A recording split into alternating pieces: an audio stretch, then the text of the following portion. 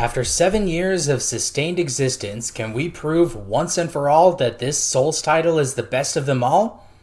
Well, everyone's tastes are different, but this game is certainly worth the conversation. Join us now as we discuss Bloodborne on the newest episode of Pause and Effect. Please enjoy.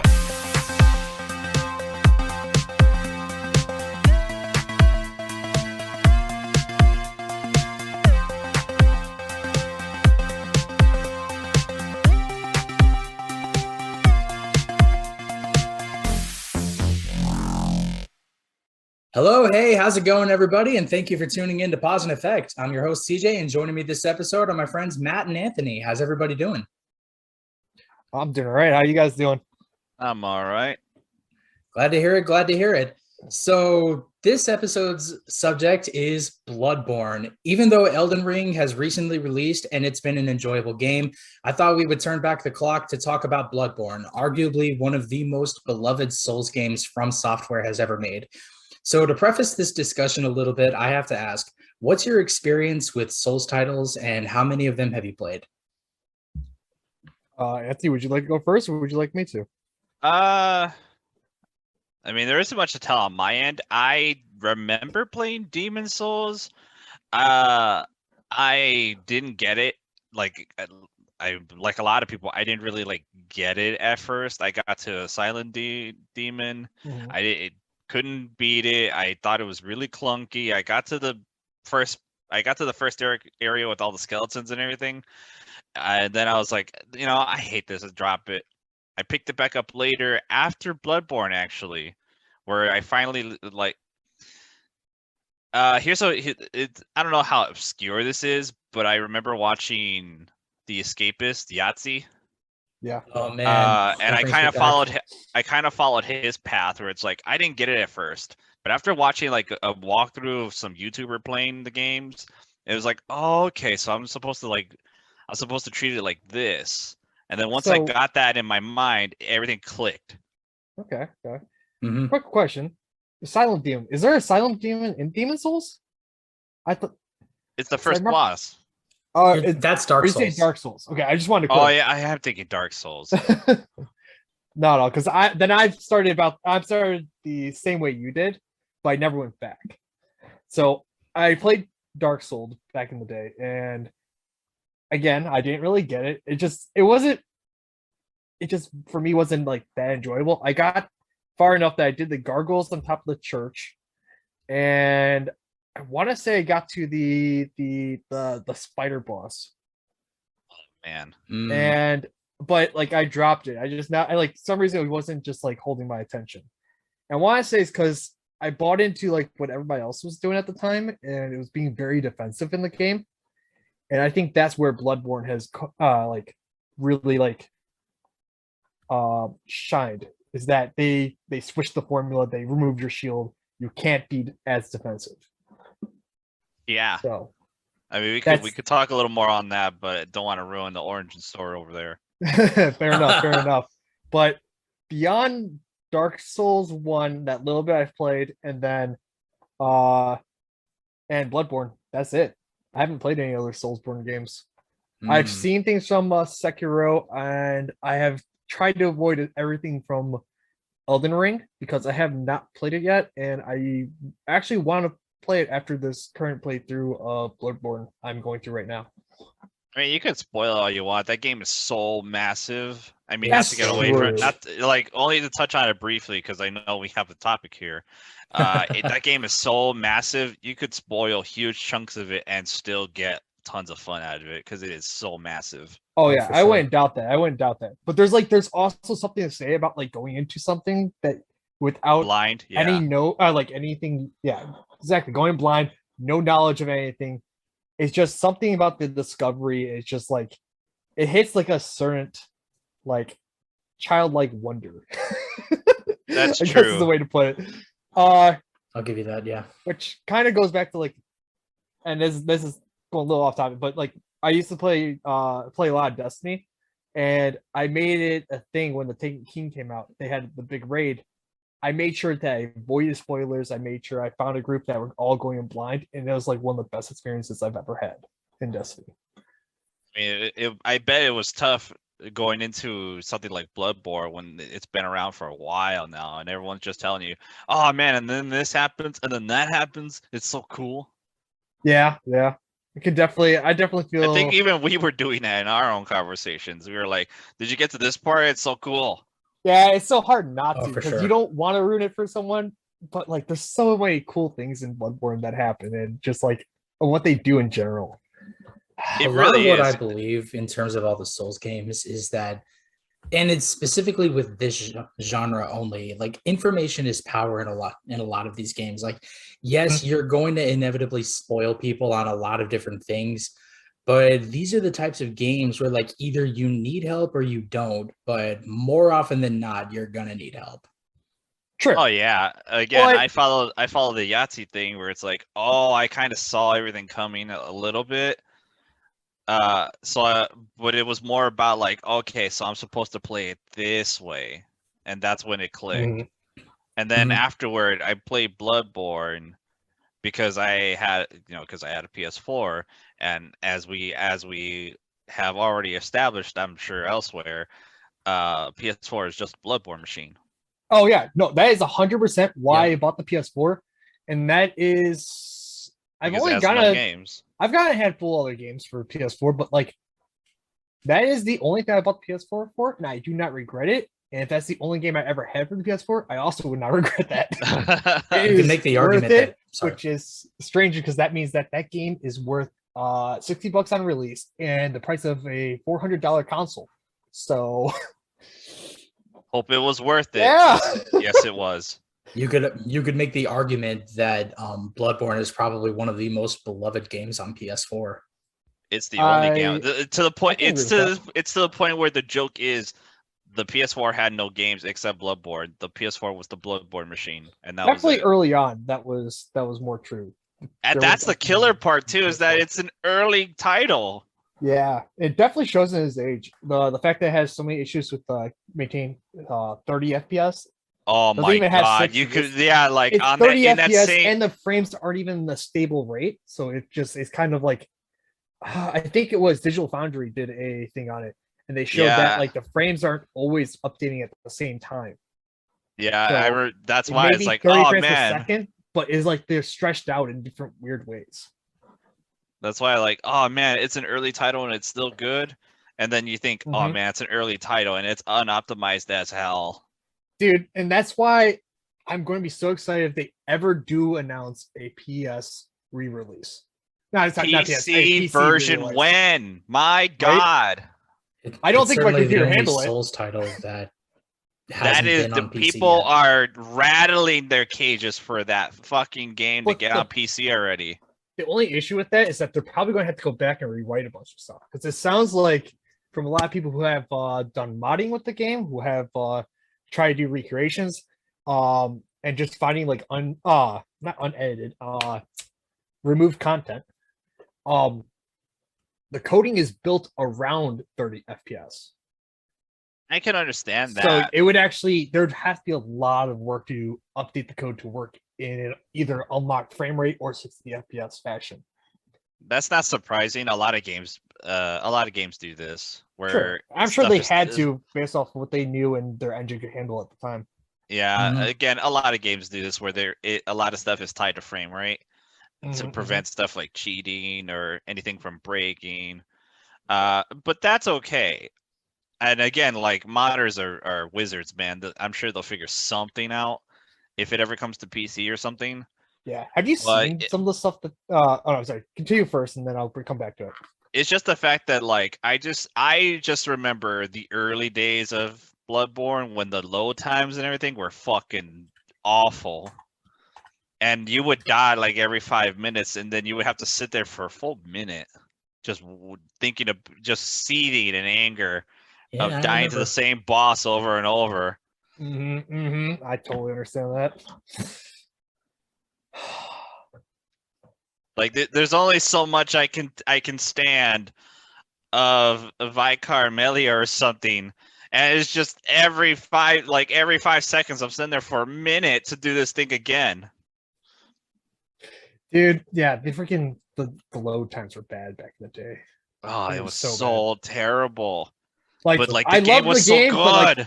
yeah, I love the game, but I do remember just sitting there, just like, and you just doing it. And you would just have to sit there staring at the logo. It wouldn't even be anything exciting. It'd literally be just black screen and logo. That's it. Yep. Yep. I mean, I remember because I think that was around the time that I was still, well, I was doing Father Gascoigne at that point. Father Gascoigne took me 3 days straight of trying to do it. Because that's the fight, man. That's the That fight. is, which we can get back to later because that's definitely something I want to touch on. But Oh, I think hell yeah. I would like to try to double back on our original question and flip it on CJ. What is your experience with the Soulsborne games? Yeah, right? Yeah. So, yeah. We can't be getting all the questions. You gotta take them too. Well, that's a general plan. So I've never actually finished a Souls game, but I've played. Blasphemer. Yeah, I know. Well, I've played the original Demon Souls, despite the fact that I don't own it. Like, so that in Dark Souls 2, DePaul University, my alma mater, had a wonderful place called the Game Lab, and they had like Demon Souls and Dark Souls 2 available to play. And so that's how I was able to try those games out. Of course, I didn't get very far. Demon Souls, I don't even remember where I got, but I maybe only played it for like 20 minutes. And then Dark Souls 2, I remember I beat the first boss, some kind of like giant tree person. And then I was struggling like hell trying to do that area with all of the armor enemies in them. Like, that place was just hell. Okay. I have experience with neither of those, so Fair enough. I have the least amount with Dark Souls 2 because I got so used to Dark Souls that all the changes there were just like, man, now it sucks. I don't want to touch this. And then 3 came out, I was like, oh, this is good again. And then I fell in love with it again, and then Bloodborne. 3 is the only one I haven't played. I mean, there's a reason they redid that one first. Yeah. So then I played 1. I remember because I played it a couple times, but only ever either got to the Taurus demon or got just past him and met Solaire. Praise the motherfucking sun. And then okay. It only took like 10 minutes. Yeah. Bloodborne, I have like restarted it 6 times. I'll touch more on that a little later. 6 times? Yeah, I'll get to that. Jeez, dude. Here I am. Sekiro, Shadows Die Twice. No, I'm maybe at like the 60-65% mark of the game. I don't know how you'd quantify it. Just some ruined village. I'm stuck on the ghost boss at the end that you have to use a specific item to kill him. And I ran out of that. I don't remember Sekiro because I gave up on that one. It was Fair just enough. like, man, I got too many other games to be playing to be bashing my head on the wall like that. Unfortunate truth. Yeah, Sekiro is a lot of fun if you ever Totally. decide to revisit it. Then Elden Ring, obviously. I Mhm. still haven't finished that, but I'm very close. If Melania would stop kicking my ass, I still then have maybe to I finish. could. I still have to actually finish Elden Yeah. Ring. And then if you look at it from like Souls games that weren't made by From Software, then I've also played Neo 2, and Mortal Shell. Didn't get very far in either of those either. Actually, I think Neo 2, I'm at the 50% mark. I actually ruined Moral Shell for myself because I watched a speedrunner play it and go through all of it. So I kind of ruined it, but I also didn't think I was going to go and play it. But my friend also went and played it and beat it, and he was talking very highly of it. So now I kind of regret that I did. I mean, I heard it was good, and I saw somebody play through some of it, like a couple of hours worth, and it's like once I pegged that it was like, oh, it's just like Dark Souls, okay, and it's like, so where's the unique gimmick? Like, oh, it's the whole shell thing, and it's like being able to defend because yourself. It's basically like having loadouts. Yeah, where it's like once I got that pegged, I was like, oh, okay, and then I just kind of moved on. Yeah, and I think kind of the same with me. think the way that my friend had played it was through Game Pass. So the fact that it's just on that makes it completely worth at least trying it. Oh, I Because- bought it the moment it came to Steam. Oh, okay. Granted, it was for a time also available for free through PlayStation Plus, and I have it there too. But Oh, okay. There you go. Hey, all the more reason to give it a shot. Yeah, for Yeah, sure. I mean, It only it's took not- 2 years for it to come to Steam. I Wow, think has already because been out that it did long? really. I think because it just A didn't little really like longer. catch anybody's Wow. attention. Yeah. Yeah. Well, yeah. I didn't even realize It, it's been out for it wasn't more it than wasn't like Dark Souls. It wasn't even like Bloodborne, where it's like it's made by the same guys and it has this really cool aesthetic that people really gravitate towards. that. Yeah. It was just It was just out it of was just nowhere. it was just out of Dark left field. it was just Dark Souls clone. Okay. Yeah, a lot of what drew Yeah. me to it was like the setting is like weird alien-esque eldritch horror, and this looks like a AAA game, and it's only being marketed for like $30. Did it come out during that time where a lot of people were trying to re-release just Dark Souls style games? It might have came out at the Bloodborne tail or end of Mortal it. Shell? Mortal Shell. Mortal Shell. I mean, I Mortal can't say that Shell- about Bloodborne because it's the same company. So I would say that kind of gets an excuse. Mortal Shell came out, yeah, when everyone kind of figured out, oh, we could just do this, and people will eat it up. Yeah. Oh yeah, it's so one. I just looked it up. It came out Mortal Shell came out in like August of 2020, but for like physical Xbox One and PS4 and digital for that too, and Epic Game Store. And then after a year, they released the enhanced edition for PS5, Xbox Series X, and Steam. Okay. Yeah, Okay. that was about the time because then it started getting into like the indie titles and everything. It's like, oh, okay, I guess we found Yeah. out people like this. Yeah.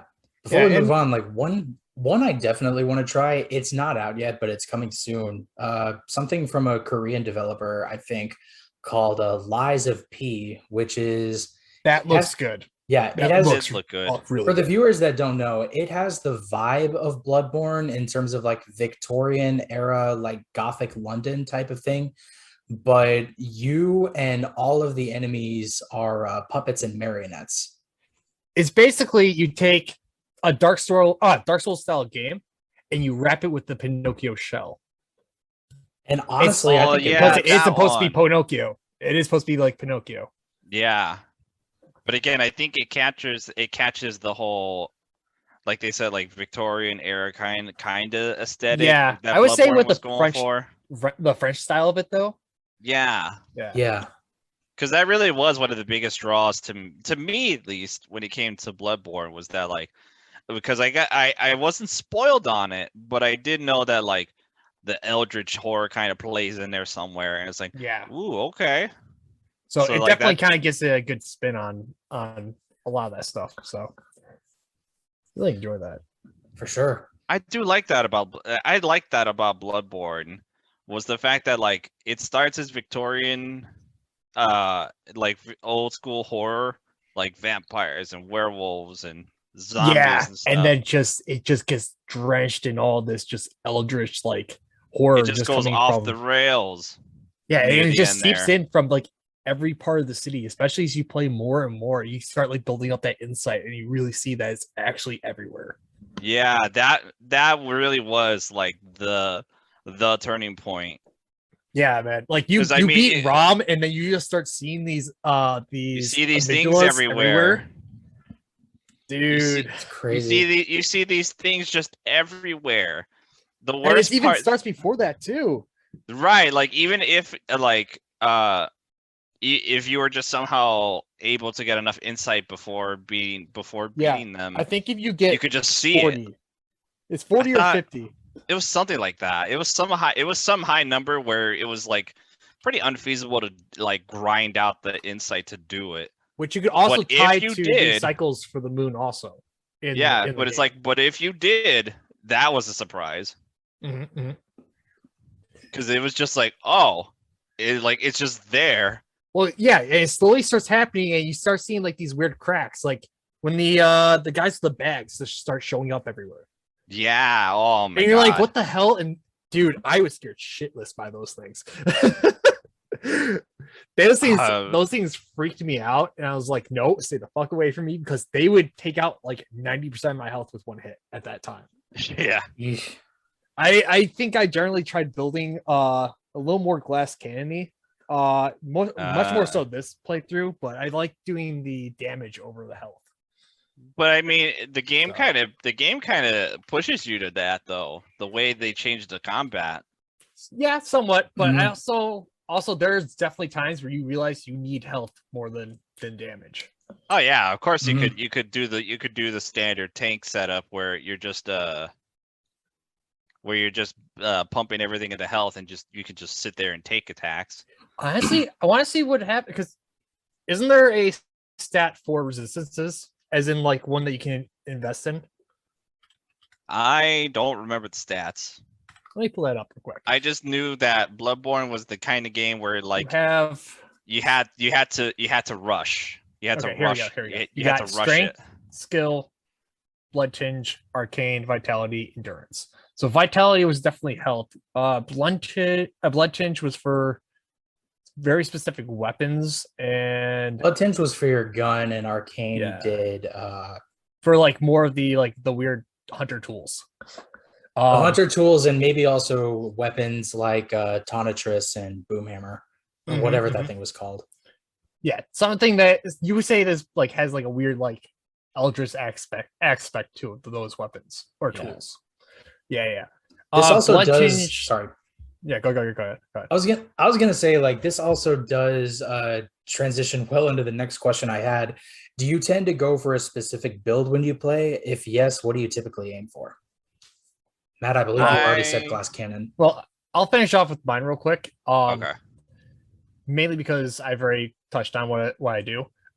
So my first playthrough, I've done one full playthrough, and then I've tried a couple different here and there. My first playthrough, I used the Hunter Axe, and I went I filled out, I want to say went up to the 50 points for strength. I might have been just under it or whatnot by the time I was done with it. So yeah, I went mostly strength, and then a kind of a mix between health and endurance. And then my current playthrough, which I'm almost done with, I am going a skill playthrough with some health and some strength. I want to say about like 20 strength, 50 skill, about 30 vitality. So basically I have enough health because I was going complete glass cannon, going all damage, and I was doing fine with that until I was playing the DLC, and I got to Ludwig. And man, was that a freaking wall. he kept killing me because I would get 2 hits, and I would lose all my health because of that. So I was forced to actually start investing in health, because most of his sequences, you would attack with more than 2 hits in a row. If you basically got caught by one, you were getting hit by the other. And yeah, it just, I had to break what I was doing and go that way. Completely understandable. But I like going glass cannon, just raw strength. No, not raw strength, but brute force is a better way to put it. I usually go brute force style builds or tactics. I did want to try some of the hunter weapons. That is something I want to touch on at some point, and I want to try another playthrough eventually with I want to say with blood tinge, because blood tinge, I also forgot to mention, is also for your firearms. Yep. So that plays into the powder keg stuff. And I really want to try that with some of those weapons. So it also plays well into like Chikage, Bloodletter, and Simon's Bowblade. Chikage always looks cool, but I'm worried that I'm going to just screw myself by not paying attention to my health. Oh yeah, 100% get it. I mean, you had this whole complicated system where it's like, I did this and I did this. Like, did I have a build? No. Mm-hmm. No. once I got what I did, it wasn't Hunter's Axe. It was the saw. What the hell was it Saw called? Saw cleaver. cleaver. Saw cleaver. Yeah. I got saw cleaver, got used to it, never stopped. And then I found Ludwig's Holy Blade. It never stopped. Then I went total cheese. Yeah, the only reason I was throwing out around the numbers for the stats is that I was like you with the Hunter Axe the first time, and I didn't really know that like where like different changes would go. I just knew that hey, strength makes damage go up. Yeah, so I went that route. They did at least on the weapons they had like the different grades for like what the stats would do for it, but they didn't really explain much beyond that. They don't tell you that like at 25% like the scaling goes down, or at 50% is so far down it's not even worth putting anything else into. They don't mention that. Good. But that's Soulsborne style games in general. I was like, oh, Soulsborne's games have a thing about their scaling. Stop the presses. Maybe I'm not entirely sure for all the other ones because I haven't looked into it. I've only looked into Bloodborne because I like this one so much. It really only took until Elden Ring. Okay. Where it very clearly tells you now, like this is the way to go. Oh, really? So like they're very this about way. that?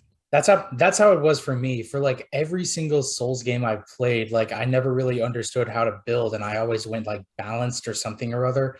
Yeah, I always did that too, just because also, like, I didn't care. Yeah, like then, I did not want to sit there and do. I didn't want to sit there and do math while I'm getting fucking my ass kicked. Yeah, granted, I never built for Blood Tinge or Arcane. I just ignored those. I didn't do that about either. That stuff. That's when I Googled and it's like, oh, so what type of build are you supposed to be doing for this weapon? Yeah, it wasn't really until Elden Ring where it finally clicked for me. I'm like, oh, this is how you build. Like this is how you're supposed to do it. Because there's so many different things that the game gives you, and the mindset I always went into, especially with Bloodborne, was like, I want to be able to use everything. And it's never to any real degree of effectiveness, I'll be honest. But that's the one thing I don't like about Bloodborne. Is because they give you so much?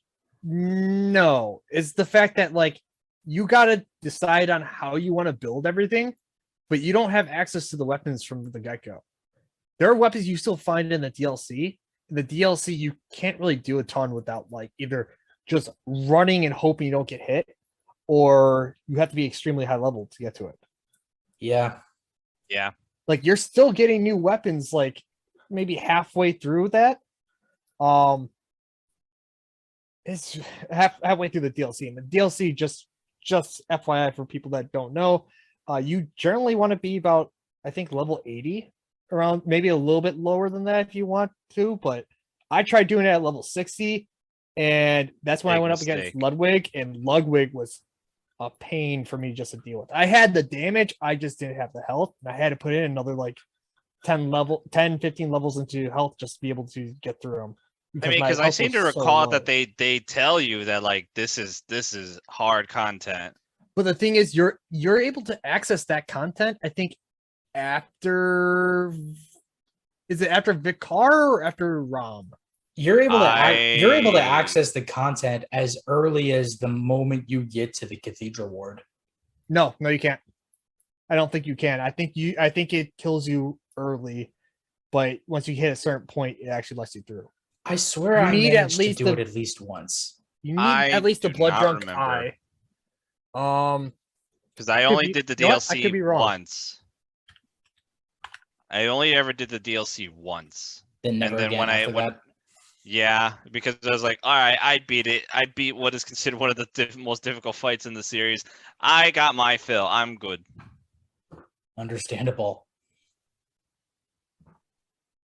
Yeah, like I beat it fair and square. I'm good. Well, speaking of difficult fights, do you have a favorite boss in this game? I might be wrong with that one. Gascoigne. Oh, Gascoigne. Gaston, whatever it is. I never get the name right. I always deliberately get it wrong. I just say Gascoigne. Because don't feel bad. I call the amygdala. The amygdalas amygdalas for the longest Oh, so did Yeah, I. for the longest time, I didn't get that was supposed to be the word either. Like, mean- emme. Because it's supposed to be the part of the brain. Yeah, like Yeah. like it took me so long to actually get that. But Hell, like I'm right there with you. I still call them amygdalas just because I got so used to saying it, it just sounds easier for me to say. I don't know, Queen Amidala or whatever. Medulla oblongata. The medulla oblongata. Oh, man. That's Something's pretty wrong much with my his logic. medulla oblongata. But bosses, man, bosses. There are so many good bosses in this game. There are, but Like they're for all me, almost all unique, but Gascoigne is definitely a good one. for me, it's that one, and it really is like for me, it's the whole cliche reason where it's like, because that's the fight that fucking teaches you how to play that game. Yeah, That tells you like you that's the better skill know how to wall. play this game. That's You the can't skill wall. If Yeah, you that's cannot learn how to dodge by that point, you will be stuck there forever. Like that's the you- one that teaches you. Every game has Mhm. one, but this is the one. This is Bloodborne's where it's like you better know how to actually like you got to play it this way. You can't just like turtle up. You can't Oh, just yeah. dodge forever. You got to get in its face. Well, it was also the fact that you had to learn by that point that you have to dodge into him, not away from him. Oh yeah. He has such range with his axe and everything that like if you tried dodging away, he would either lunge you or just he had enough range to sweep it, still hit you, and he would still hit through like the tombstones and everything. You didn't have as much of a problem with it as you would when you go to try to hit and you just bounce your weapon off like the tree or the tombstones that are in front of you or whatnot. Yeah. Or it teaches you how to parry. Oh yeah. Yeah. Easily. Because it's like that gun isn't just for decoration, son. True. Like get in there. It also was probably the first. It is the first boss that teaches you that all of them has stages. That's There's a very clear That's true. transition between his human form and the beast form, but there is 'Cause it still makes it- technically a third stage in the middle of the human form, I think. There's one where it's like, all right, we're gonna fight, and then it's like, all right, we're gonna take this seriously, and then it's just like, And and then there's it has a whole cutscene for that where it's like, uh oh, now we're getting Mhm. into the real fight. and then there's even outside the like the main mechanics for the fight, you still have like more stuff added in there. Like if you get the music box, you can Oh, actually yeah. stun him in the middle of it. Yeah, And that leads into his whole backstory with the child. And, that was part of why and you find his that's, wife's dead body up above, and it's just like there's that's so part much of why that I goes like the into fight is that like there's this whole little narrative there. Yeah, Whole dude, thing's and crazy. that is such a heart wrenching like just narrative that goes to him, like the lore that goes into that, the fact that you can find the daughter at the window, and you can, as she asks you to go look for them, and you find out about that, you can report back to her and be like, hey, they're sorry, but they're gone or whatnot, and you give the brooch, and then she's like, oh, okay. yeah. And then, hey, do you know of anywhere where I to go that to be safe? So Oh you yeah, get- there's a safe spot. you get two options, and they both are horrible endings. Yeah, There is that's no good ending here. You That's- either that's tell her to why- go back to Isepha's clinic, who that's why eventually because gets that's killed another and thing an where it apostle's teaches there. That's the other thing I like is that if you follow that plot thread for what little it is, it teaches you like, okay, maybe you should stop because you ain't getting a happy ending. Yeah, but like also later in the night. So there is, if you go up any of those windows in Yarnum, there's nobody answers the windows. So either everyone has died in the town, or a monster has gone in, or what's the spider guy's name? Rom. Fucking prick. No, Oh, not Patches. Patches. Because you can go back to that window if that's the first one you talk to. I think after Rom, Patches will be in the window. You'll be at whatever the first window it is that you go talk to. So that either implies that everyone's dead, a monster got into it, which would also go into everyone's dead, or Patches is showing up and killed them. Or Because they don't- alternatively, they became the monsters. Yes, that too. Yep. So But it's another Honestly- one where those like not a happy ending. yeah, so my point is that even if you don't do the storyline at all, you have no interaction with her, she still dies. Yeah, that's why it's Yeah. like. But I like the fact that it's like if you follow the thread, it's like okay, none of this is good. Yeah, because either she goes to Isefka's, gets turned to a It's celestial entity, especially if you play after the fact that you know all the secrets yeah, and you know and what you're happens, still gonna and then you lose actually think, and because then you think about it for a second. It's that like, wait, that thing is there, like it's literally at the entrance. Oh shit. yeah, and then yeah, true. She also, if you kill the celestial entity, it also has the brooch that it drops. Not brooch, the ribbon that it drops. Oh, that's Oh even worse. yeah. So yeah, so it's Oh, confirmed that man. it is her. So there's Oh, that. I completely forgot that. And part. then if you send her to the chapel, she gets intercepted by the pig no matter what you do. You can kill the pig ahead of time and then tell her to go, and then you can go to the chapel and you'll and then you know what's there at the chapel. well, Like, you go to oh, the chapel, shit. that she doesn't show up. So the only time you'll ever like find anything is that if you die or whatever, you go back to the hunter stream, you come back, so everything respawns, you fight the pig, and he still drops the ribbon. Mm-hmm. So no matter what you do, she's going to die. It's The so one that horrifies me is again, like when you go afterward and you get and you have the insight now, so to speak, Yeah. and then you're like, oh shit, that thing is like at the church, like at the entrance. Oh shit.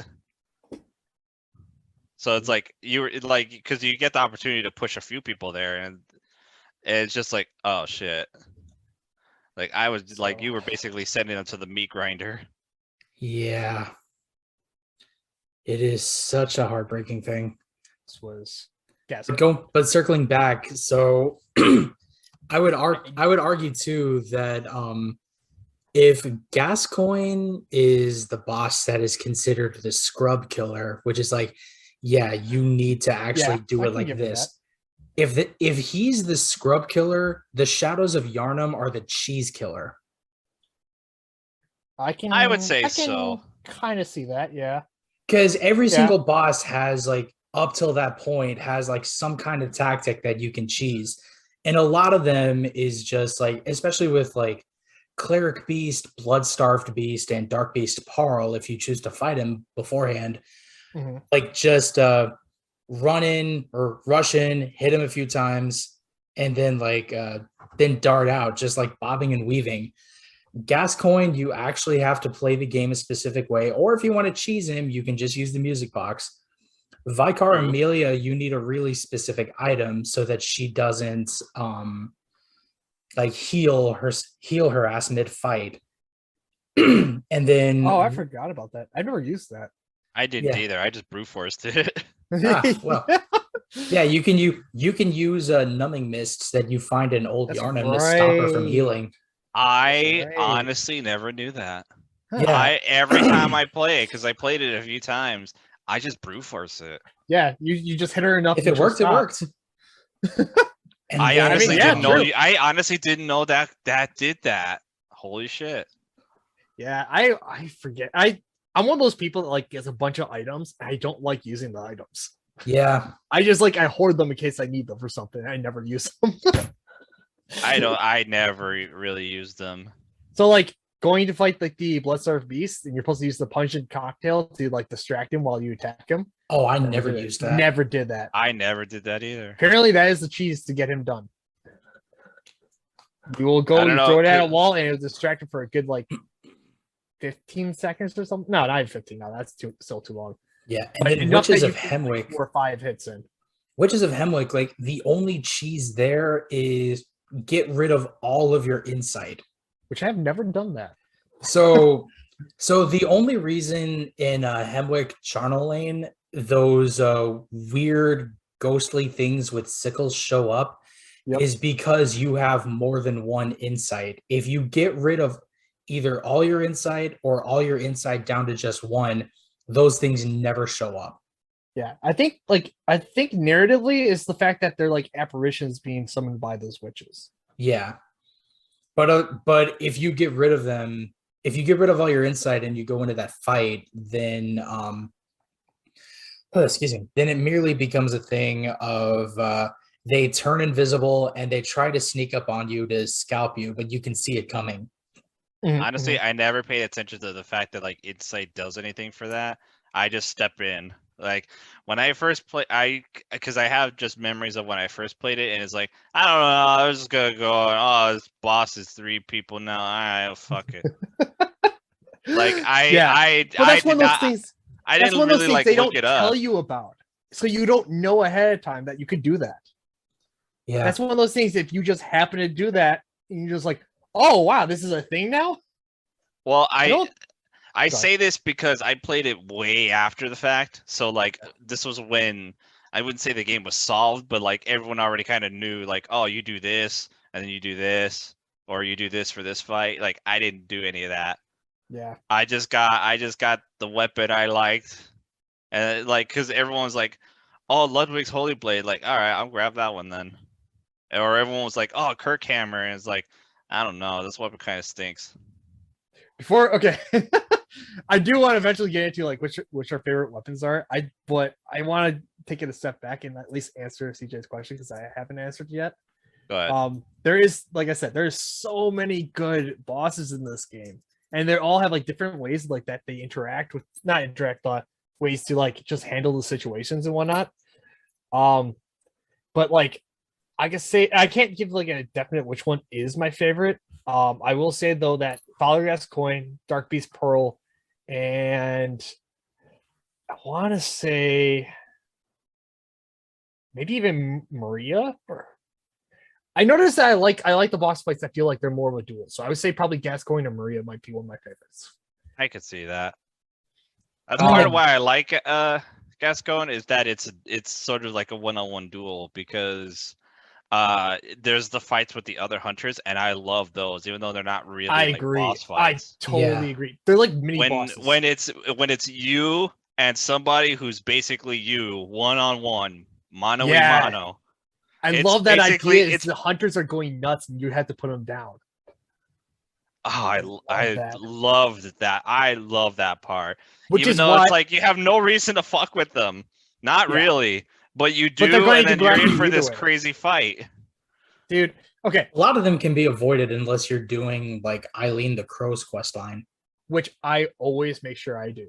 Me too. I actually really like that quest line. Plus the fact that you get a glyph that makes you or is a rune. Sorry, rune. I'm saying the wrong thing. You get a rune that gives you the extra stamina. The stamina regen is like really good. But also that rune also makes you occasionally show up as a what is it? It's not called a phantom in this one. What's the enemy when you go to like when you get forced to like invade a world? Oh, I never don't remember invaded any. Yeah, like I don't remember any of the terminology they use for multiplayer. Yeah. But we all know, like an invader. Nemesis, maybe. I can't remember honestly because I haven't actually been playing much multiplayer with this last playthrough. I've been trying to do everything solo. So honestly, I never did multiplayer. I did everything solo. Same. I didn't invade and get invaded. Like I didn't do any of that. So I literally had no connection at the time. I'm going to touch on this real quick. Actually, my first time I played the game, I did every single boss with companions. I always summoned people. I always did that, and I had trouble with a lot of them. I remember specifically the two I had the most problems with was Kanehurst Castle. I can't remember what his name is. The Martyr Logarius. Yes, I hated that guy. I hated that motherfucker. Conversely, he's my favorite boss. I could not I could not deal with this freaking his like skulls that kept getting shot at you and whatnot. I hated it. And then the other one I had a lot of hard time with that's not how you say it, but whatever. And I'm going to fuck up this name. Ebritus? I think it's Ebritus. Yeah, so like the old one that's like stuck in the church that you can find by breaking through the window. Isn't that the one with like the long entitled daughter of the cosmos or whatever? Yes, exactly. Yep. So I hated fighting her too. I don't know why, because I went through that first playthrough and I was having trouble with a bunch of enemies and whatnot. I remember there's so much time I had to put into the Bloodstar Beast. Like I said, Fellow Guest Going took me 3 days to get through. There's bosses that like I had so much trouble with, and now that I'm going through the game a second time, and partially is that like I've learned from all that, and I already kind of have an idea going through it, but like going through it this time is just everything's so much easier. Like I definitely learned, and it's just like I'm not having trouble, but I also think it's partially because I having learned how to correctly play the game, I guess is the way to put it. And I don't want to come off as like one of those guys that says get good. All right. I Like, will. that's a funny meme and everything. God damn it. That's a funny meme and everything, but like at the same time, like for other people, it's just you have to put in the time to kind of learn the enemies and how their movements work and all that. I mean, and that really is get good methodical though. getting through everything. That's True, the- but just that's- telling people get good is what puts people to the general idea of trying Soulsborne. Well, it's like you said, that's the joke. The joke is just to tell people True, just but to it's- get good. But the joke is so big that it has actively influences the general populace's perspective. You know, I can actually agree on that. Is that it has become such a joke that all you need is to just say get good. Yes. See, I don't So- say get good anymore. I just tell people subscribe to the Get Good Gym. If you ain't dying, you ain't trying. This episode's sponsored by G Fuel. Oh, nice little advertisement right there. Nice, suck you right in. Oh yeah, like when you get your own flavor. All in a day's work. That is a good question. Use G promo Fuel, code where the effect fuck you at? to get yours for 10% off. Use promo code blood. But yeah, so I already mentioned my favorite boss it's a toss-up between Logarius, the Father Gascoigne, just for the sheer ridiculousness of it and like how you have to approach it. And I'm gonna be the outlier because everyone hates this boss and say Shadows of Yharnam. Okay, that's interesting. Only because like I said, the shadows are absolutely the cheese killer of the game. Of course, you can make that argument with Martyr Logarius as well, but yeah, not so much. You just have to make sure that like you manage to stagger Logarius when he's powering up, which honestly is a lot easier said than done.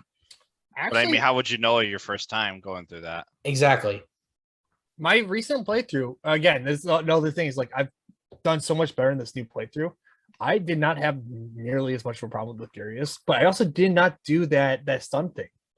It was much easier for me to learn its patterns this time. I think the first time I just could not. I just had an issue with. Like, ironically enough, I think I just cheesed it by using the pillars. Yeah. Well, you kind of have to. That's because you can avoid the skulls because they'll run into the pillars, or just kind of back off when he's going to do the big like. Yeah, because I learned enough of the tell. You know what I mean? Mm-hmm. Yeah, that's exactly it. It's once you start reading like the boss's movements and like how like and notice like when he does like certain animations, you know like the next move that's going to kind of happen. So you kind of like move into the right position to avoid it and whatnot. And like I said, this second playthrough I've gone through I've had a much easier time learning that than my first one. Also, if we're talking chalice dungeons, then I would also throw in a Watchdog of the Old Lords. Yes. However, why are we talking about those? I don't think I've done that one. I haven't done a lot of chalice dungeons. I did do enough that so my second playthrough, I'm actually using the what's it called? It's the scythe. The burial blade. Oh yeah, because you told me before that you found it or a version of it in one of the chalice dungeons, right? So because this is not my first playthrough, I wanted to be like, all right, cool. Well, I want to try the burial blade because you get it at the end of the fucking game.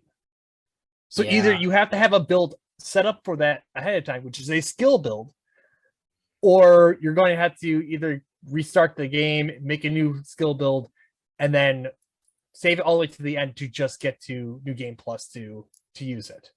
But I want my scythe. Yeah, and not and look, I'm a sucker for like sites. Okay, I like them. So my plan was like, all right, well, I know there's variations of weapons, and those can only be found in the challenge dungeons. So people have gone into the challenge dungeons, they've done the root challenges, and they have found different places that like have these like all these weapons. So found a one that you quickly go to, and I think you had to only do the Bloodstarved Beast, and then you can actually use it. You had to get, basically you had to do Bloodstarved Beast to get the chalice to do the dungeon. But I was able to get, I think, the Uncanny Burial Blade, and I've been going through the game with that, and I've actually been really enjoying that weapon. Honestly, I never did the chalice dungeons because they are bad. I find it interesting, mainly because it's and I haven't done much of them, but I like the idea that they have this endlessly like randomly generated content that if you like love the game that much, you can just keep doing that stuff. And it's always gonna be somewhat new, even though they are just basically like placeholder chunks that are just stitched together. I don't know. I think part of what really makes that game is the level design. And once you remove that, because everything's randomly generated, you really start to see the flaws in the system. Okay, that's fair. That's fair. Because the thing is designed around like you turn the corner and then this thing pops up.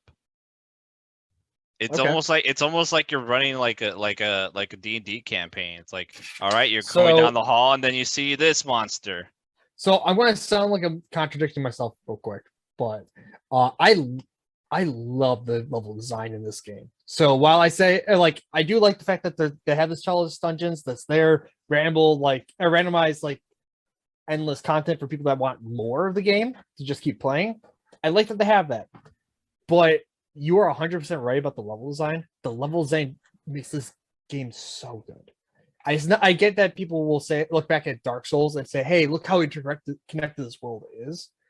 But I really feel like Yharnam is like this whole like city and just all these different areas like feel like they're all connected correctly, and just like it, and just being able to go through and just constantly making these shortcuts to like get to where you last died just that much quicker. Yeah. I fell in love with the game because of that. I like that too. I liked it when you first did it. I think it was it before Gascon, where you climb the ladder, you open the gate, and you're like right back at the first lantern. Oh yeah, you just you just keep unlocking shortcuts. So yeah, because you can do that in Yharnam. So in Yharnam, if you go around, you have to go through, deal with the whole the mob of villagers. And you go past that because that has the gate. You have to go around the gate because it has like two arches next to it. One's blocked, the other one isn't. So you go to the one that isn't. As you're going around, because you can keep going and then go past like the giant that's hiding behind the door that's been banging on it, and you go up and fight like the other hunters with the dogs, and they go up and fight the werewolves on the bridge. Instead of going that way, if you actually follow the railing on the left side, there's actually a gap in the railing. You could drop down, and then you can just go to the left, and then there's a house you can go into. And once you go through that house, that brings you up to that gate that you're talking about, and you can go unlock that lantern right there. That's where it turned for me, where it's like, oh man, I really like this. Because I guess I don't know what it was with Dark Souls. It just never clicked. Where it's like, oh man, this is big old world and it's connected. Like, because everyone always talks about that, but it never really clicked for me until I played Bloodborne and got to that part where it's like, oh man, this whole thing is like a connected kind of. It's like an actually connected world. I'm not just going through hallways. I think what really does it is that it gives a sense of progression constantly, because you are finding these shortcuts and constantly using these shortcuts. So it actually feels like you are doing stuff in this world, even though everything's constantly being reset. So I really do enjoy how like the whole world's like laid out with this stuff. And then sometimes you'll still get those experiences that you show back up at the old part of the map. Like going from the Forbidden Forest or Forbidden Woods, and then showing back up at the back of at the front of Isepska's clinic, but like on the other side of the gate, when you open up the gate. That's like that was like a big one. But there's a lot of like really cool stuff. And speaking of which, like we definitely just discussed level design and world and like how that all works, and that plays into the next question. What is it about Bloodborne that keeps you coming back to it time and time again, especially over other Souls titles?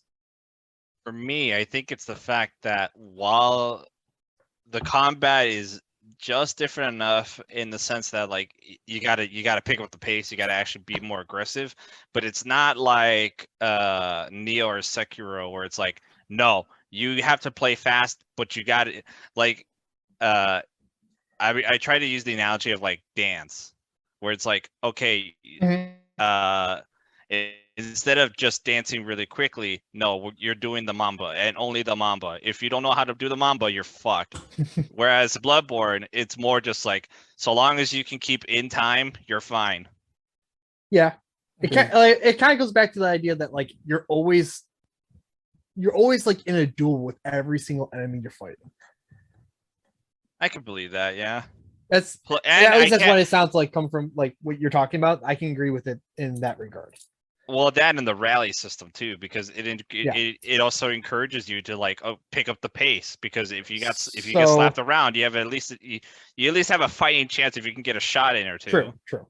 So that's one thing that I've heard. I've looked into like some videos that people like have shown up on my YouTube and stuff like that. But that's one thing that I've heard and I can kind of agree with is that Bloodborne fixes the shield problem with the rally mechanic. It really does, because I was that guy. I was that guy that just turtled up every fight. I can't remember what the video specifically said, but it was along the lines that Dark Souls, when you first play the game, you're introduced to this shield right away. And you basically get the idea that you need to block all these attacks and then find your moment to like start attacking. I think I know the video you're referring to. I could not tell you because it shows because it shows somebody. He points to the example of like somebody playing the game, and how it teaches him like, well, he needs to turtle up for everything, and then he went to Bloodborne. He had to unlearn all that. Yeah, because you don't get the shield right away, and so when you're attacked, you get like this orange bar of health now. And then you watch it stay there for like a few seconds, and then it drains away. And then it drains. So it kind of gives you the idea that like, okay, I need to do something. So if you're getting attacked and you have just enough time to like strike back, you'll notice that you get some of that health back. So it's actively encouraging you to play aggressively, and it's teaching you the fun way to play these games. Instead of sitting back and waiting all the time, you are constantly engaged because you need to strike back to keep that health. Teaches you to be aggressive, take chances, and just like really like it really like hits the adrenaline. Like you get hit adrenaline as you're going through everything. Because like it plays into the dueling aspect. Like you're always like going back and forth.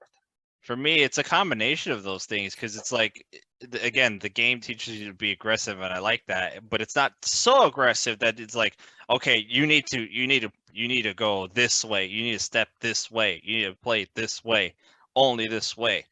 Like, no, it just means get in the monster's face, get in there, actually fight, don't turtle up, don't back away, don't just emergency roll every second, get in there. Like it really teaches you like, you gotta have to be smart about it. You still have to be smart. Don't get me wrong, but like you have to actually like get in there. You can't just turtle up. The thing is, because Dark Souls really spoils you on. Because Dark Souls can really spoil you on that. Could really spoil you on like, okay, you could just grab the biggest armor, grab the biggest shield, just have everything bounce off you and just kind of poke at him with a spear. And it's like eventually you'll win. You'll move. Like you move like a turtle, but eventually you're gonna get your shot in. But again, that comes back to like, is that really fun to play? I'm sure there are people out there and that do enjoy that, and that's good. If you actually enjoy it, that's good.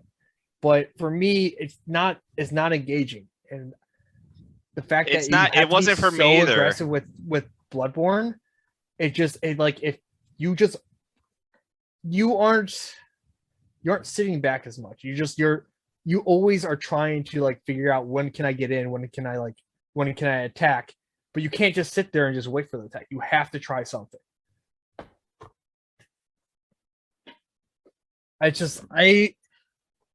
So well, that is definitely a thing though. Like why one of the reasons I like Bloodborne so much is it is a very aggressive game.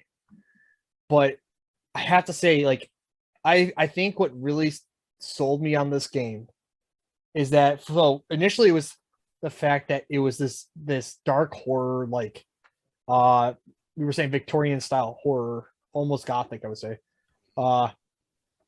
I would say so. And Yeah. I like the idea that like, hey, it was like werewolves and beasts like that. I was like, oh, that was kind of cool. Before you ever figure out about like the turn into the Eldritch stuff. Yeah. Because this is just like this is the first thing that like got my attention with the game. That initial trailer just like was so cool, just dripping with style. It was really It had really its set own. itself apart. It was unique, really. Exactly. Because like you had Dark Souls, Demon Souls, and all that, and like it played into the Western fantasy, but you know it was kind of the standard Western fantasy. This was, yeah, it was still fantasy, but it had the very specific element of like Victorian Gothic kind of aesthetic, and like, ooh, that's a nice combo. Yeah, like setting was the biggest thing for me too, because again, you get into all of the other Souls games, and even Elden Ring. You mean I can wear the pointy hat? Yeah. True. You can wear like a lot of like the like the badass long coat and the pointy hat, and you get the crazy looking weapon that can transform. You can dress as Gascoigne is awesome. Oh yeah, like the game definitely helps you feel badass in that regard. Hell, that and Gascoigne is using the same weapon that you have. Yeah.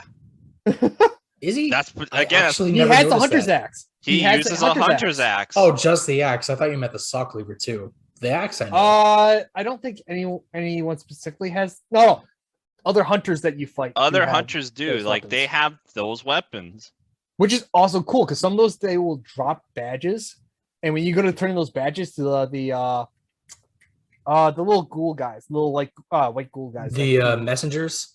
Messengers, thank you. Yeah, you can turn it into them, but if you take the time to like read like the descriptions and stuff, it will talk about like it'll talk about the different like styles of fighting that the hunters have. There was the powder keg ones, like they talk about like the ones that are outcasts because they just went with anything that was a bigger boom and stuff. And you can find the different like badges that will give you the different weapons for them. It's just it goes into like the lore is also another big thing why I like come back to this game. Yeah, but I didn't really get into the lore until after I beat it already. Because it was like, oh man, there's this whole thing about like Eldritch and Insight, and I don't know what the fuck was going on with that ending, and maybe I should pay more attention. And it's like, I think that this game deserves multiple playthroughs because there is always lore and there's items that you're gonna miss. And if it's whether or not you want to take the time on the first go through just to like really read anything, because I didn't really read anything the first go through.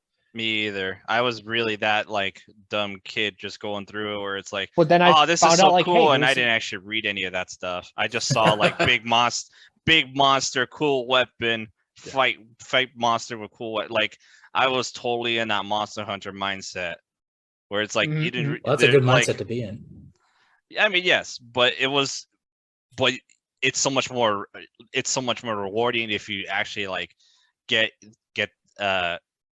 that insight, so to speak. If you actually like pay attention to the lore and like you said, the little item descriptions and stuff like that, it's like, oh, those are neat little details. Which is definitely actually like, and it can actually play in the plot too. It's there's okay. So going back to your question though, is like it's not one thing that really like stands out for why Bloodborne, like why I want to keep going back to Bloodborne. It's a lot of things. It's the setting, it's the level design, it's the aggressiveness of the game. Hell, I love doing I know a lot of people hate like fighting like the hunters that show up, because some of them are a pain in the ass, especially the one at the end of Eileen's quest. But like, Yeah. I love the fact that you always have like this dueling aspect going on, even when it's just other people invading your game, and you just like it's like a standoff. And you're just constantly dancing around each other, trying to just like get that 1 or 2 hits in.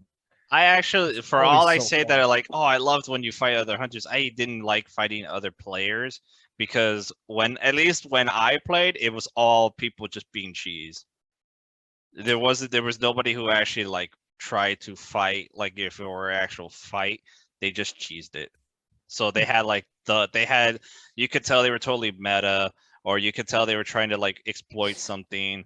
Like they I were don't just. think I've they ever were- had that experience, to be honest. I played I mean- it I played it after like the hype had died down, but not so much now, where like it kind of has not like a resurgence, but it's becoming like popular again. Mm-hmm. Yeah, and honestly, Um, shout out to the community in that regard because they are really the ones that are really keeping the scene alive. Like for Yeah. example, for the past 5 years, because I'm looking at it now too, every like March, April, like always at the turn of spring, there's always some kind of event that goes on within the Bloodborne community called Return to Yarnum, Yep. which They have a is community day that they bring everybody back. yeah, I'm looking at the article that Destructoid did about it. The rules are create a brand new character and co-op and PvP wherever able, change your matchmaking to worldwide to interact with as many people as possible, leave the message "you're in the know" right next to the bath messengers in the hub area, and upvote when possible. Mm-hmm. Like, I did not know about that's all that you got to part. do. I do remember the message where it's like you're in the know, right? And I never understood that until I actually looked it up. And it's like, That's cool. oh, I've that's never cool. looked into it that deep because I didn't know about that. I'm here with Anthony with this. That I've seen that message so many times. I saw it everywhere, and I was like, is that a thing for something? And I looked it up, and it's like, oh, there's like this little event where they actually like come together to play the game. It's like, Nope, oh, I that's cool. only just learned that right now. Yeah, happy So to educate. that's cool. I'm The other- looking it up. I'm looking it up right now. So I know what I'm going to do every year. Yeah, the other major thing too is, and this was recent, it was the Bloodborne PSX demake. Yeah. Oh yeah. That looks so Oh cool. man, we have to talk about that. Yeah, That's so cool. it's so awesome. It's so much fun to play. It plays very much like a tanky style PS1 game, almost It's like it's like this weird mix of like Bloodborne and Resident Evil, like, Metal Gear Solid almost. yeah, and like Metal Gear, and it's like I don't know how these things come together, like what dark magic you brought to this, but it works and it's so cool. I mean, it probably also helps that the creator on Twitter, whose name is Lilith.exe, they advertise themselves as a witch, so you definitely know sorcery was involved. It has to have been, man. Nice. Or they know their fucking PlayStation games, like Oh, for sure. That kind of like clunky charm. You know what I mean? Yeah, the entire project almost got a cease and desist from Sony until Lilith was like, "Yeah, I'm not making money off this. I'm not planning to make money off this. I just want to do it." Like maybe they got the blessing from Software. I don't know. And Sony was just like, "All right, fine. As long as you're not making any money off of this, sure, go nuts."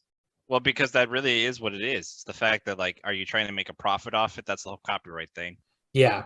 But if you're just making a fan project, then yes, you are in grounds to be like, this is just fan work.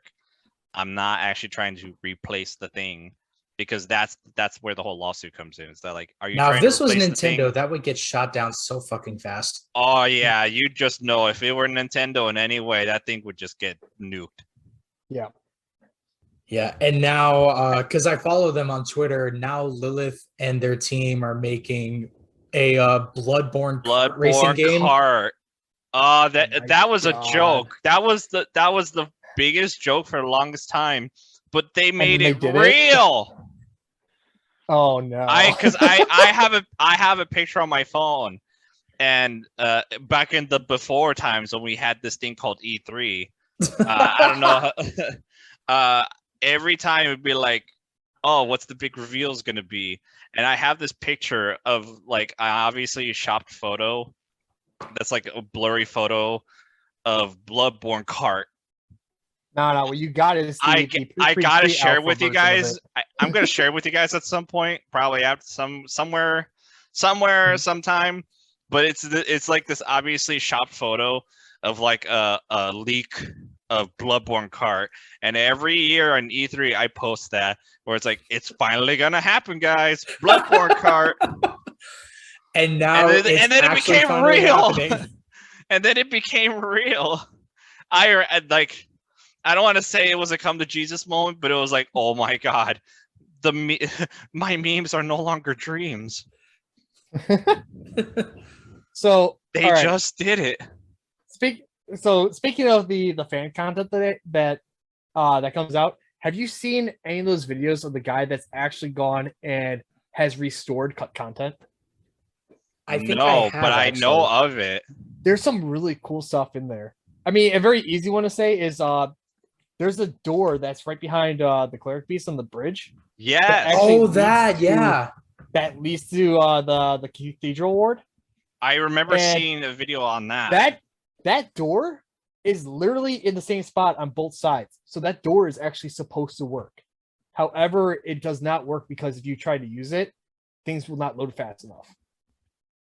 So they had to remove the scripting from the door. But I think the way that they proved it is that they went to the door on the cleric beast side, I think, and they threw down a bunch of coins, and the coins had that little star special effect that comes off of it, so you can kind of see shining if you're nearby. And they went all the way around back to the other side on the cathedral ward, and you can actually see it through the door. Damn. So that is literally there, but you can you just know brought that scripting back to that door. There's like an animation that when the door, but you just walk right through it. You just know when the PC version comes out, when it comes out. There's no if in this one. It's gonna happen at some point.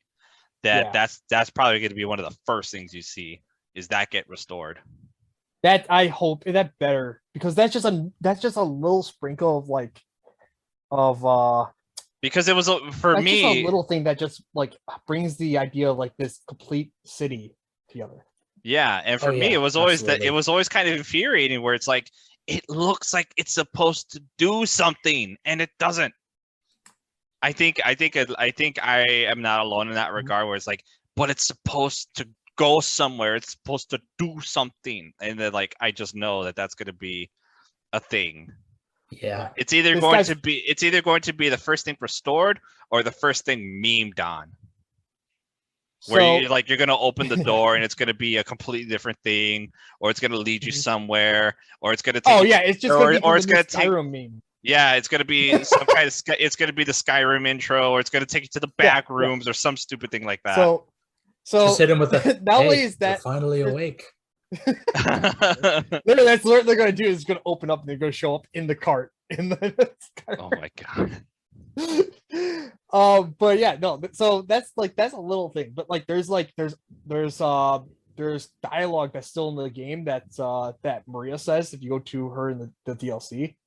There's a bunch of stuff there. There's a bunch of bosses that got re-added in.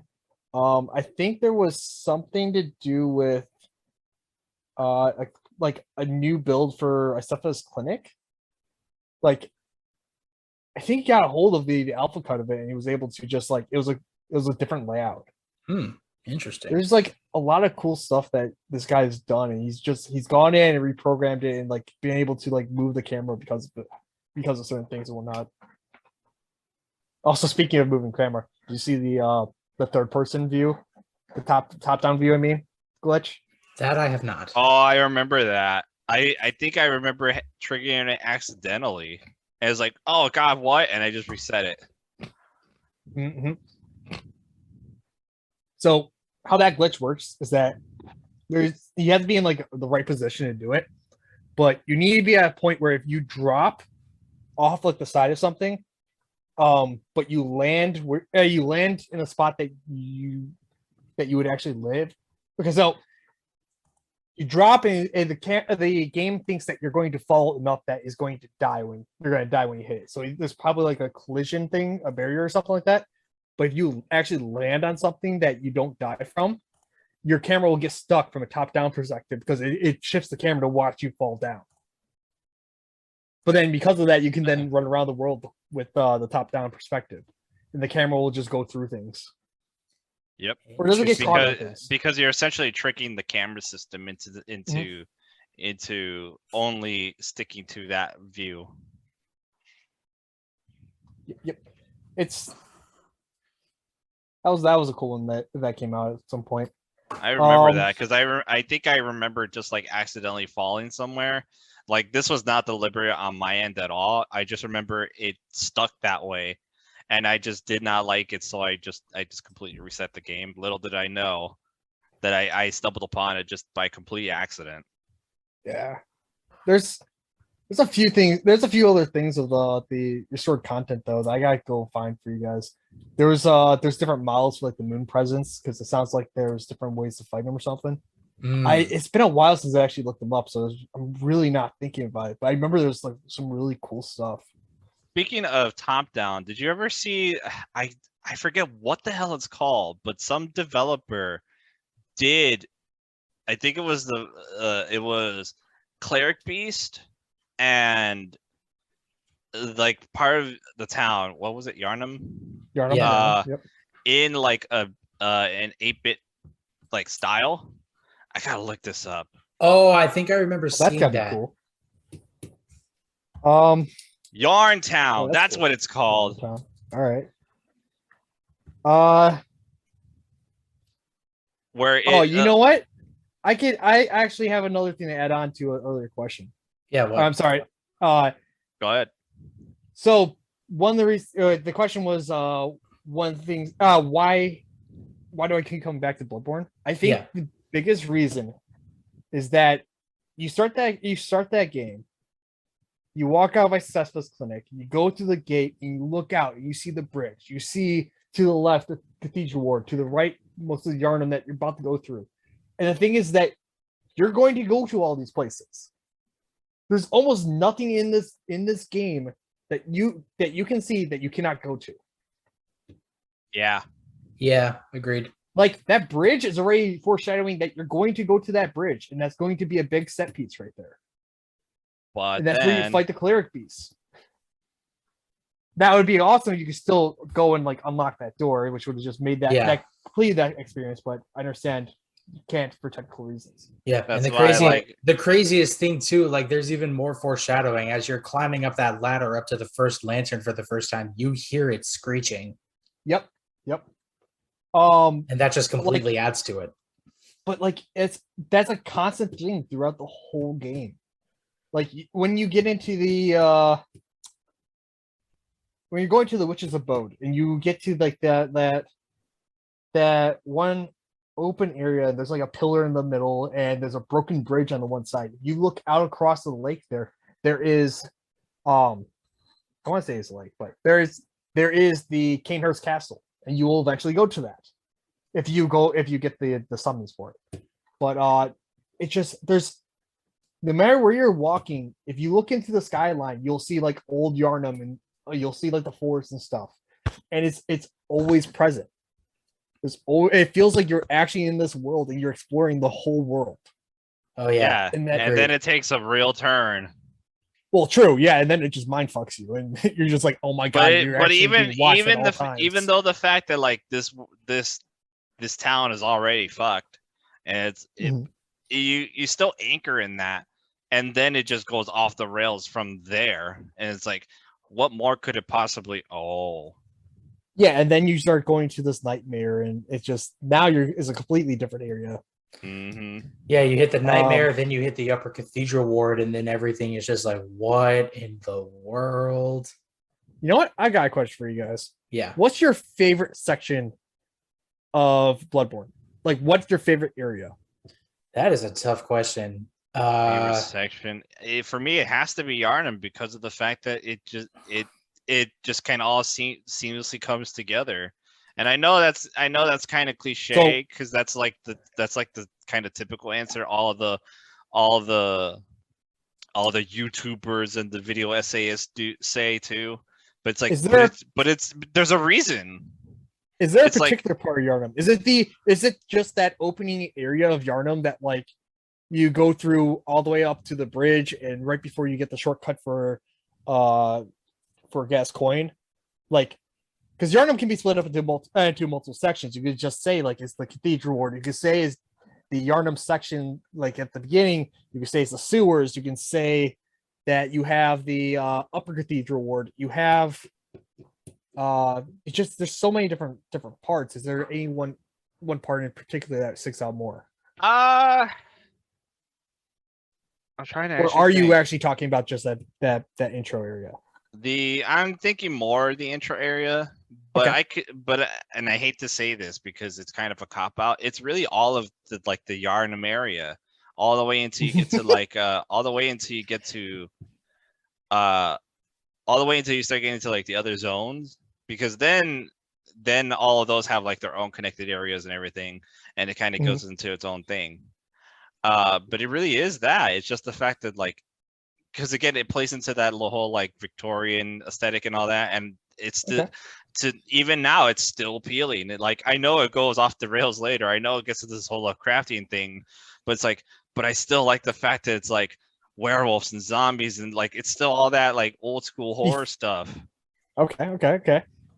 I also have to agree that like I really like that place because it is like an ultimate tutorial zone. It really is. Because you don't progress through the game any further until you have like basically mastered that whole zone. And I remember starting that game and you get your ass handed to you just even by the first group of enemies. Yeah. And it's just learning to have the patience and like methodically pulling people away and just. Oh man, I just beat that wolf that kicked my ass. I don't know. What am I gonna fight next? Villager? He can't be that hard. Oh god. No, because you have so you go all the way up to that first light, and then you go down the stairs, and you have that first group of patrol that's walking around, and it's so easy to underestimate them. You just go in immediately to go fight.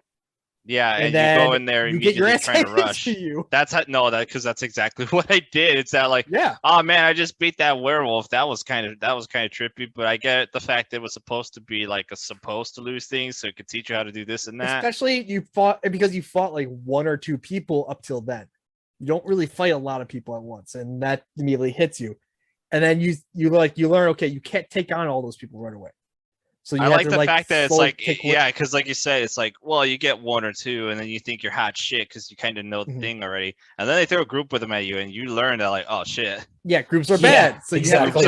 Groups are bad no matter what. Or at least find a way to like hit multiple them at once or something. And then you move forward all the way until you get to that mob that's around the fire, and you realize you have to start pulling them away one by one, either by using the pebbles or by just like getting into range of one of them and just running back so they follow you until they turn around, and then you can go kill them. Alternatively, if you have the bullets, you can shoot them. Yeah, you could just shoot them from range. Also. But that's only if you're using the pistol. The blunderbuss wouldn't actually do you much good. Also true. My first playthrough was the blunderbuss. I had the pistol. I used the blunderbuss on my first playthrough, and then I've just used the pistol every single one after. Yeah, I like the blunderbuss, but the pistol, it just pretty much does what you need with from the blunderbuss. The blunderbuss is just better for one-on-one duels. Yeah, because you're always going to be up in each other's face, and it just covers a wider area, so you don't have to be as pinpoint, and everybody's running around constantly, so you need the blunderbuss more. I mean, I got it because I was like, oh, sword and gun, that's so cool.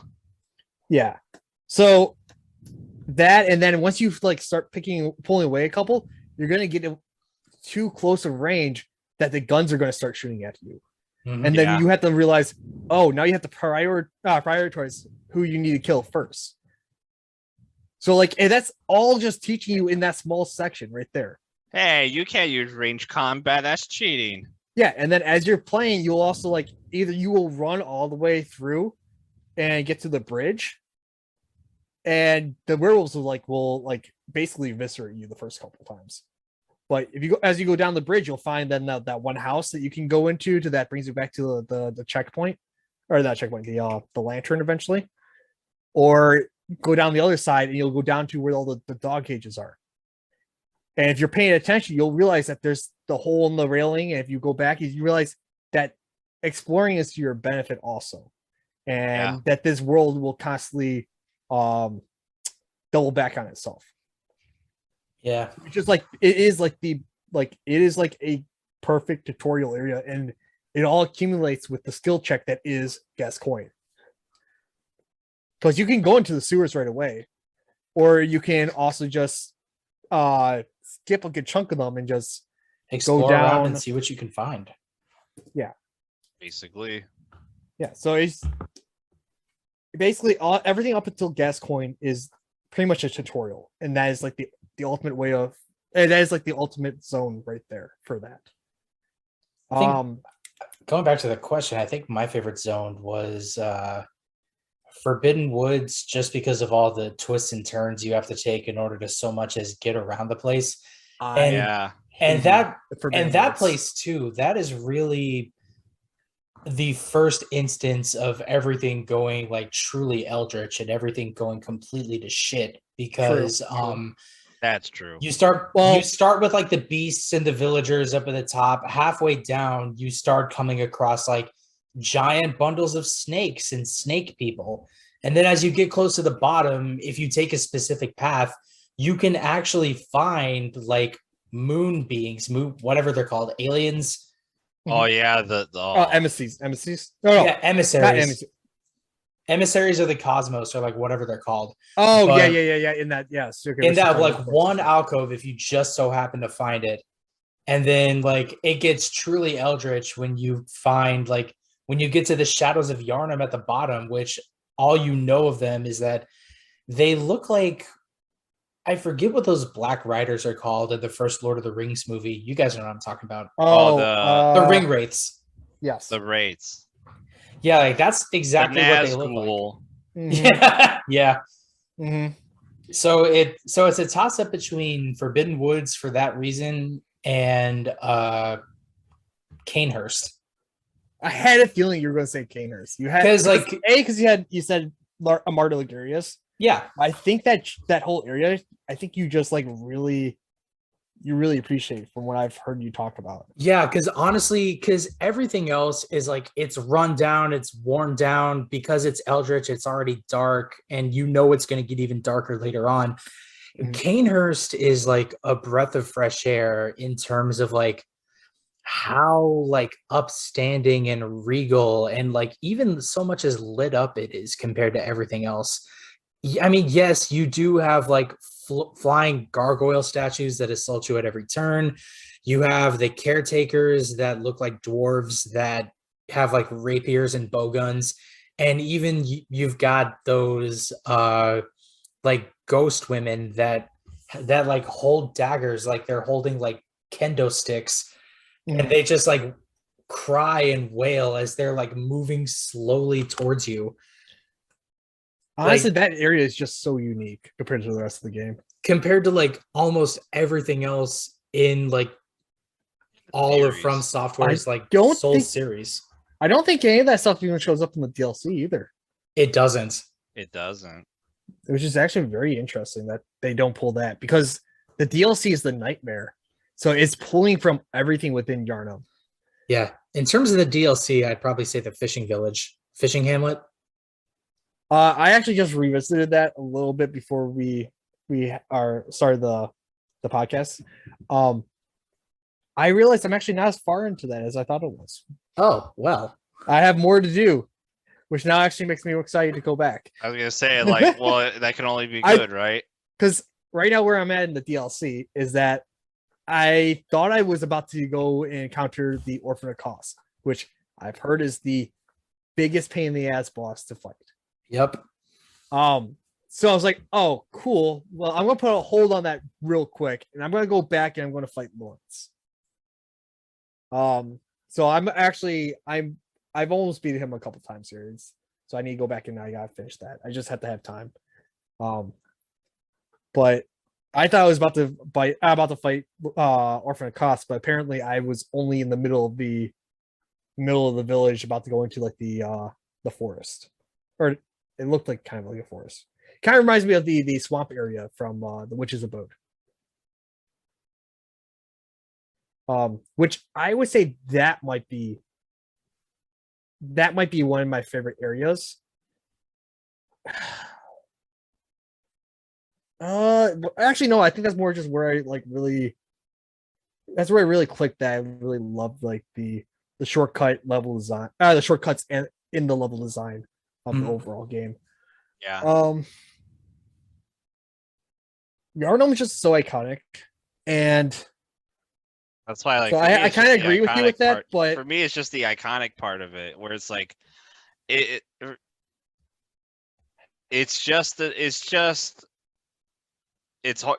got like that horror vibe, you know what I mean? Mm-hmm, mm-hmm. Yeah. I've also gone back to that place and used it for farming for blood vials. Oh yeah, because once you Because- learn, you could just slap them around to refill instead of having to buy it. Why not? Yeah, and there's a few Exactly. there's a few spots that you can quickly just quickly grab enough blood vials, and then you take all the souls that you've gathered and just cash those in for more blood vials. Exactly. And hey, There's, the extra blood echoes are always nice. Well, that's what I'm saying. I use that to get the blood vials. Yeah, like you use that Because- to just buy a few more, because by the time you need to farm it all the time for every boss, like you might as well just use it Mhm. just for that, because you're not gonna level up with that tiny bit. Yeah, You can buy a exactly. couple more. And it's not worth constantly putting them on the line because you fuck up once. Because that's the thing, is that even like those early enemies, if you're being too greedy, they can still get the better of you. Yeah, that's true. Even way later, if you slack off for a sec, they can still beat you down. Yeah, for Like sure. you can't be totally comfortable, because they can still, especially in Yharnam, they could box you in, and then all of a sudden you're swinging at anything just to get out. So, while I would like to say Yharnam also, I think that we've given enough credit to it right now. I think one of the other areas that really stands out to me is in the Nightmares, that castle place. I can't think of what it's called, but it's where it's as you're running through, you start getting all the madness stuff and whatnot, and that packs up, and you start getting like those weird mind spears that just like keep hitting you. And you eventually have to go kill that hive mind. What the fuck is it? The mind of Mendes? No, not Mendes. Is it Mendes? I never get the name right. You're talking about the area Nightmare of Mensis? Mensis, that's the one, because it's. Oh God, I'm looking at a picture of it, and it's just Yeah, it's I in the forgot Nightmare. that. I It's forgot what in it looked the- like. Because you have the Nightmare Frontier that ends with you finding the Amidala, and depending on how you did things, you'll go into the. Oh no, you come from the school to go into that. There's that weird lecture hall that, depending on which door I think you go through, you will come out either into the Nightmare Frontier or Nightmare Mensis. So yeah, no, it's definitely Nightmare of Mensis. I'm just trying to remember what the castle itself was called, because I thought the castle had a name too. Maybe it's just the Nightmare of Mensis, but that castle is just like, that's like, what's the word? It's just like oozing with character, man. It's just, it's so cool. And it's just, and while it is totally a pain in the ass to get through some parts of it, like that very beginning opening part where you're trying to get into the castle, and you just have to you have to go between different like pieces of cover in order to not build up the madness. The madness. Yeah, the sandy thing. I can't remember what the term is. It's funny because I've just Insight? gone through it too. No, not insight. The crazy. But yeah, like I know what you're referring to, but it's just yeah. I remember just first being able to actually like see Frenzy. Oh. That's what it's called, Frenzy. I don't know why I was having such a hard time trying to remember that. So you're trying to dodge between different covers because you're getting like these weird like black like mental spears that are just getting thrown at you because there's that hanging mind somewhere. It's just a brain that with like a couple with a bunch of eyes on it. A This is bunch not a of couple eyes on it. It's just like, It's a that's bunch of shit. eyes, which you can find, and you can actually cut that chain down, and it goes. You can all cut the way it to the down, bottom and of then the you can pit, actually go and then you to had- it, and then Yeah. see it, and it's and that's where you get. That's where you get the make contact. Gesture. Oh and- yeah. Because actually, I love that gesture. I wish that was more of a meme, kind of to the same degree as the praise the sun, because I feel like that is this game's version of it. I think it is, honestly. And I wish that it became more as much of a meme as the praise the sun. But yeah, so then you can go do that and you can finally kill it and take out your anger on it. Well, sadly, not every meme can be a winner. Yeah, I know. But there's just like there's just like so much like it's just so cool, honestly. Just that whole area. I hated parts of it. I hate that you got the walking mind guys walking around that will do frenzy on you as soon as they see you. Oh And yeah. you just have to just constant pop pills and just get rid of it. But at the same time, it's just like it feels like you're just escalating to the very end, because at the end there, that's when you find the man, my mind is not working today. You find at the very top of it, you find Margot's wet nurse. Oh yeah. All right. God. Oh, shit. Oh man. I know everyone hates Micolash, but I think like Margot's wet nurse like makes that area. I mean, because It's a nice I've not capstone fought her for yet, it. but I've seen the fight. That shit looks hard. it is hard. It can be. I've had it sometimes where like I've gone through the Myrtle Sweat Nurse where she didn't do a lot of like the weird I want to say shadow clone, Yeah. Shadow clone jutsu? but no, basically she just like she causes like a mini like whirlwind in the environment. So like it's like your vision kind of gets blurred out, it gets dark and whatnot. Think of it like yeah. as if you're stuck in the middle of a tornado. And she just like starts making images of herself coming at you, but they all do damage, but none of them take damage. Yep. So you have to fight in the right one to try to do damage and try to like survive like that whole time, and they hurt. It's good. It's a fun fight. Almost all the boss fights. I hated that fun. fight. I hated it for exactly that part. Yep. But I've had it where it's like I only went through that part once. And then I've had other ones where she just constantly spawns it, and you're like, what the fuck? Not spawn, spams it. Sorry, spams it. And it's just like, what the fuck, man? I hated it for that part. I maybe I just got unlucky, or the way I fight triggers it, because it's all on triggers. Maybe it was just the my style of fighting triggers it more often or something, but like I always got hit by it so many times and it just frustrated the hell out of me. Mm-hmm. I also really like Yarnum Ghoul. I can believe that. Oh, yeah. That village, both before and after. So there's I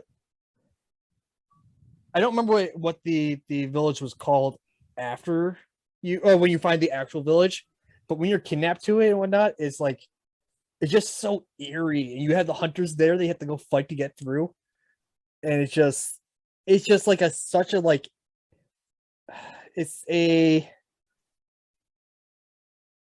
It just drops everything in your story. You just like you get pulled out of like whatever you were currently doing.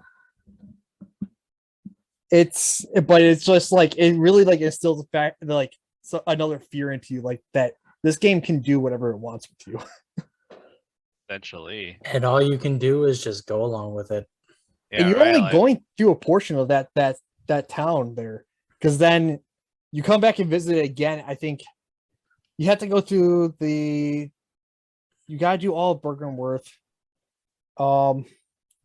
Yeah, you have to go to gotta beat up Upper Rom, Ward? and then you end up at like a different part of it, and you have to make your way back to kind of the spot where you got kidnapped to, only to find that the lantern you used before has now been destroyed. That was Mhm. the freakiest part for me about all of that. About like just taking that entire route. I'm like, oh, I can't. I'm like, wait, I know where I am. Like, is the lantern still here? Oh, Nope. And then you it's walk onto the broken. town and it's completely different. Yeah, I would say Like it's the same thing, but like they've added so much more that all the enemies are different. like it's And just different enough to be as if you were going through it again, and I love that. That's probably like second best for me because it's like it's again, it's just like I said, like it's just different enough to feel like you're it's going through it familiar, all over but again. it's so different. Also, Yeah, like and then you get the boss at the end with the one reborn. I hated that the first time I did that. I hated that boss. But it was because of the fact you had the guys throwing fireballs at you at all times. Yeah, that was the part. Is that like, man, if it wasn't for that, this fight wouldn't be so bad. Exactly. But it's also because like that thing is so big that it's one of those you can just get underneath it and just whack at it until it's dead. Yeah. Based on what I know and what's been said, the one reborn is the next boss for me. Okay. So that's a huge vote of confidence. You gotta be careful where you're standing because I have gotten behind it or on the side of it, and depending where you're at, it will take one of his legs and start kicking at you. Yeah, I've seen the fight. I kind of know what to expect. Like it has a comeback if you try to cheese it like that. So CJ, you haven't even done the Nightmare of Mensis. No. Oh, that's the end of this. Also, that okay, so that village, that Yarnum Gold village. Oh, yeah, it's such an interesting backstory because I was starting to dig into that, and Mensis is the guy that you have to fight, right? That's Mikolo, right? Mikolash. Sorry. So he's part of the whole group that's been. I don't know if Mensis is the actual guy or is the god that they're trying to go after. I forget what specifically, but that town is another offshoot of Bergenworth's teachings. And what they're trying to do is they're trying to summon a new old one. And that's where you get like the whole Murgle's wet nurse and the new old one that she's got to protect and whatnot. But that whole town was built around the idea that like you have these hunters that were abducting kids from all over the place. I think it was mostly from Yarnum. I'm not entirely sure from where, but they were kidnapping people and bringing them to this town to then use as sacrifices to help summon this new god. That's why when you get there, there's the caskets full of like people's bodies. You have those wagons. The one wagon, the casket jumps out of it at you. It breaks through. That's why you have bodies all over the place. You have skulls everywhere. It's because it's all these dead people that they were kidnapping. Oh man. You can look at some of the clothes that you get, and it wasn't the graveyard stuff. It's another one that has it's like a mask. It's like a hood with a mask in it. It's not the graveyard one. It's like a mesh mask with a brown hood over it. But like that set of gear, it'll talk about how like they would kidnap people to bring to this town. It's just really cool. I like that like everything has lore if you dig to it. Yeah. Oh man, it's worth. I can't wait to play it. Yeah, have fun. It is a pain. It is a pain going through that area too. But it's so cool sometimes. It's just digging through everything. It's just like there's so much like lore to like get through. And I get that the game doesn't have a ton of the story. It really is like reading a Lovecraft novel, but you're actually like in the novel, like you're playing it out. You're actually playing it out. You're actually like quote unquote living it, experiencing it, like this whole shit. And it's you. It's not like your character sees it and your character goes insane. It's like you see all that and you're just like, what the hell am I looking at? The more you dig, the more fucked up everything is. Yep. God, if they ever do a sequel to Bloodborne, like a Bloodborne 2 or like a spiritual successor or something, like I hope they keep all that and then like ramp up the insanity tenfold. I don't know how you do it. I don't I know don't know how how you do you it. would. The way that this game handles itself and ends and whatnot, I don't think you can even really touch Yarnum again. It would have, Well, I yeah, don't it would think have, if they I can did like a honestly Lovecraft say. thing, it would have to be like a different kind of Lovecraft. Because I could see Yeah, that. true. But you like, how do you do the mechanics and everything? Well, You'd have to either do a narrative sequel with different mechanics and stuff, because I don't think you'd be able to pull back in the whole blood administration, the healing church, and all that stuff. So I think you'd have to do it. the thing that Sorry. I've noticed is because there is a Bloodborne comic series that gets released every so often. There is. I actually have one of the comics right here. Oh, nice. Damn. And don't they delve into like a lot of, I haven't read many of them, but don't they delve into like a lot of shit outside of like just Yarnum and the church and like et cetera, et cetera? I don't know, because I actually have not dug into the book itself. Oh man, it's probably buried in here. I know that they do more. To me, it's sort of like the Harry Potter thing, where it's like everything focuses on Hogwarts and the little surrounding area. And yeah, there's a greater world there, but you're so interested in the thing that they're focusing on, because like the concept there is just cool enough. Yes, Bloodborne: The Death of Sleep. Oh, okay, I just found it on Amazon. That's volume 1 out of 4, apparently. Well, damn. Yes, it is the one that I found in what's it called, in SC2E2. I found that. Oh, nice. Oh man, I should. I can't tell if this is your hunter or not. It looks like it, but okay. I thought these were a lot older. The first one came out in like. Did this come out in like 2018? Something like that. It's not that old. well, let's see. What's the copyright on this one? Copyright is 2018 on this. I'm just trying to think, like, how would you go about doing a sequel if you're not continuing any sort of plot thread like this, like Yarnum and all that? Why not do what Dark Souls 2 and 3 do? Like they technically take place in the same world as Dark Souls 1. That's why, like, it would have to be in that. It would have to be in that same world, but it would have to be like concurrent to. The thing is, you lay waste to so much through this game. You don't really leave anything intact, to be honest. If I had to think, like, if I were on the spot and had to think of it, being the terrible writer that I am, at the very least, like, if I had to use Lovecraft, I would pull from another one of his stories, like Innsmouth, and go more aquatic, or that would be cool. Aquatic, huh? Yeah, like more like fish. However, if you're gonna go that route, I think you already got that covered with the DLC with the fishing hamlet. That is true. That's part of the problem. Or I would go with something like Colors Out of Space and get more surreal.